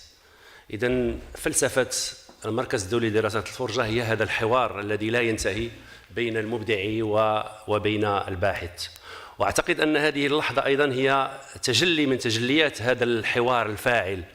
فمن خلال هذه الصيرورة التي اتخذتها هذه القراءة التي تفضل بها العزيز سيدي محمد قاوتي لهذا الكتاب المتواضع، في الحقيقة أنا سعيد بهذه القراءة. لماذا؟ لأن الكتاب استطاع على الأقل أن يستفز ذاكرة مبدع له تاريخ مع الممارسة المسرحية منذ سبعينيات القرن الماضي إلى اليوم. إذن هي قراءة بالتداعيات، قراءة بتفجير الذاكرة، قراءة بلعبة مرايا إن شئنا بين ما يقع الآن وما وقع منذ عقود من الزمن في تاريخ المسرح المغربي، وهذا شيء إيجابي. وهنا بطبيعة الحال سأعرج إلى السؤال الذي طرحه السي محمد قاوتي، وهو لماذا سعد الله والنوس؟ الحقيقة علاقتي بهذا المبدع يمكن أن أقول أنها بتجربته بالأحرى تعود إلى تقريبا ربع قرن، حوالي 25 سنة. فمنذ أن اكتشفت بطبيعة الحال نصوصه الأولى، وخصوصا نصوص السبعينات التي ذكر العديد منها السي محمد مشكورا، إلى أن وصلت إلى آخر نصوصه التي كتبها قبل رحيله، كنت دائما بطبيعة الحال مفتتنا. وقد قال بالفعل هذه الكلمة ديال الافتتان هي يعني كلمة مفتاح لي في علاقتي بهذه التجربة. كنت مفتتنا بتجربة الرجل، ليس فقط من خلال ما يراكمه من أعمال في كل مرة فيها تنويع جديد وأفق جديد وسجل جمالي جديد في الكتابة، ولكن حتى من خلال تجربته كإنسان أولا. لأن كما يعلم الجميع بطبيعة الحال سعد الله والنوس هو واحد المبدع الذي عاش تجربة احتدام شخصية صعبة جدا، لا سيما وأنه بطبيعة الحال من خلال لحظة الصمت التي اختارها لمدة 13 سنة بعد هزيمة 67، وعندما عاد بنص وهو نص بطبيعة الحال أثار عليه الكثير من ردود الأفعال العنيفة، وهو نص الاغتصاب الذي بطبيعة الحال عالج فيه القضية الفلسطينية، ووصولا إلى المرحلة التي أصيب بها بداء السرطان، وبدأ بطبيعة الحال بدأت تجربته تتفاعل مع هذه التجربة المضنية الذاتية اللي هي بطبيعة الحال صعبة جدا. فمن خلال تتبعه لهذا المسار، أنا سعد الله والنوس لم يعلمني فقط أو لم يثيرني ككاتب مسرحي فقط، ولكن أثارني أيضا في الأشياء الموازية التي تفجره كتابته ومتخيله وطريقة مقاربته للأشياء. فالعديد من المفاهيم في الحق هو يذكرني بهذاك الجواب الذي طرحه تودوروف في الأدب في خطر عندما قال لماذا عشقوا الأدب؟ قال لأنه يعلمني أن أحيا. أنا أيضا عشقت سعد الله والنوس لأنه علمني الكثير، أو استطعت من خلاله أن أبلور الكثير من المفاهيم الحياتية، فهم امتحان الصواب، الانغسال من الأوهام، الكثير من المقولات التي عندما يعني تحاول أن تتفاعل مع رجع صداها في ذاتك تحس بأنها يمكن أن تصلح كمفاهيم إجرائية حتى في حياتنا الخاصة. وأعتقد أن هذه من الآثار القوية للمسرح في حياتنا، هو أن يعلمنا كيف نحيا، كيف نفكر، كيف نغير آراءنا في بعض الأشياء، كيف ننظر إلى أنفسنا في مرايا أنفسنا وفي مرايا الآخرين. إذن أعتقد أن تجربة سعد الله ونس من هذه الزاوية كانت درسا في هذا الجانب. في الجانب الجمالي وفي الجانب ديال ما ركمه هو ما أضافه لريبرتوار المسرح العربي، أعتقد أن لا أحد يمكنه أن يجادل اليوم في الأثر القوي لكتابته لبياناته.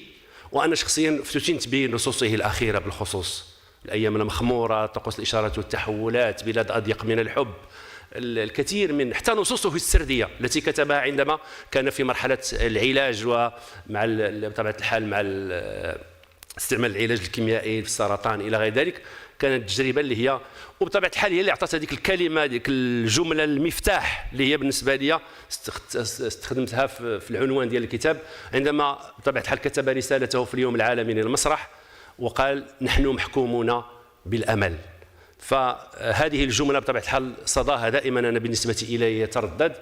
إذن في أي لحظة رغم ما يمكن أن نعيشه من محن من صعوبات من أشياء، ولكن يبقى هذا العنوان ديال نحن محكومون بالأمل يفتح عينيك على الأشياء الجديدة، تحس بأن ربما ستتغير الأشياء، ستتغير الأحوال، سيهب نسيم جديد على صحرائنا يوما ما.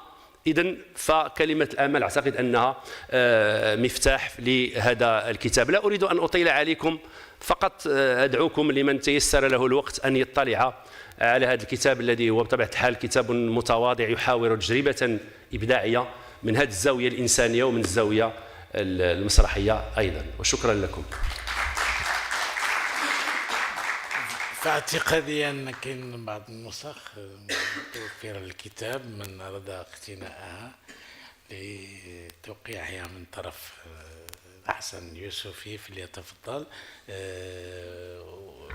محمد إلا سمحتي غير بغيت نشكر واحد المجموعة بطبيعة الحال، كاين مجموعة الوجوه الحاضرة معنا اللي هي وجوه مألوفة في طنجة المشهدية. نلتقي دائما احنا عائلة، ولكن في هذه الدورة أيضا عندنا واحد مجموعة ديال الضيوف الذين شرفوني بالحضور في هذه الجلسة وشرفوا هذه الدورة. بطبيعة الحال منهم عميدنا السي عبد اللطيف كيداي، كذلك السي رشيد حجبي مدير المدرسة العليا للتربية والتكوين بوجدة، وحفيظ مولاي مصطفى مدير المدرسة العليا للتربية والتكوين بمدينة القنيطرة. شكرا لهم على حضورهم وعلى تشريفي في هذه اللحظة، وشكرا لكم جميعا كل واحد باسمه وصفته. إهداء بسيط لليوسفي لكنه إهداء رمزي، عنده أبعاده الرمزية وأبعاده الجمالية وأبعاد الحب. بقت ورد.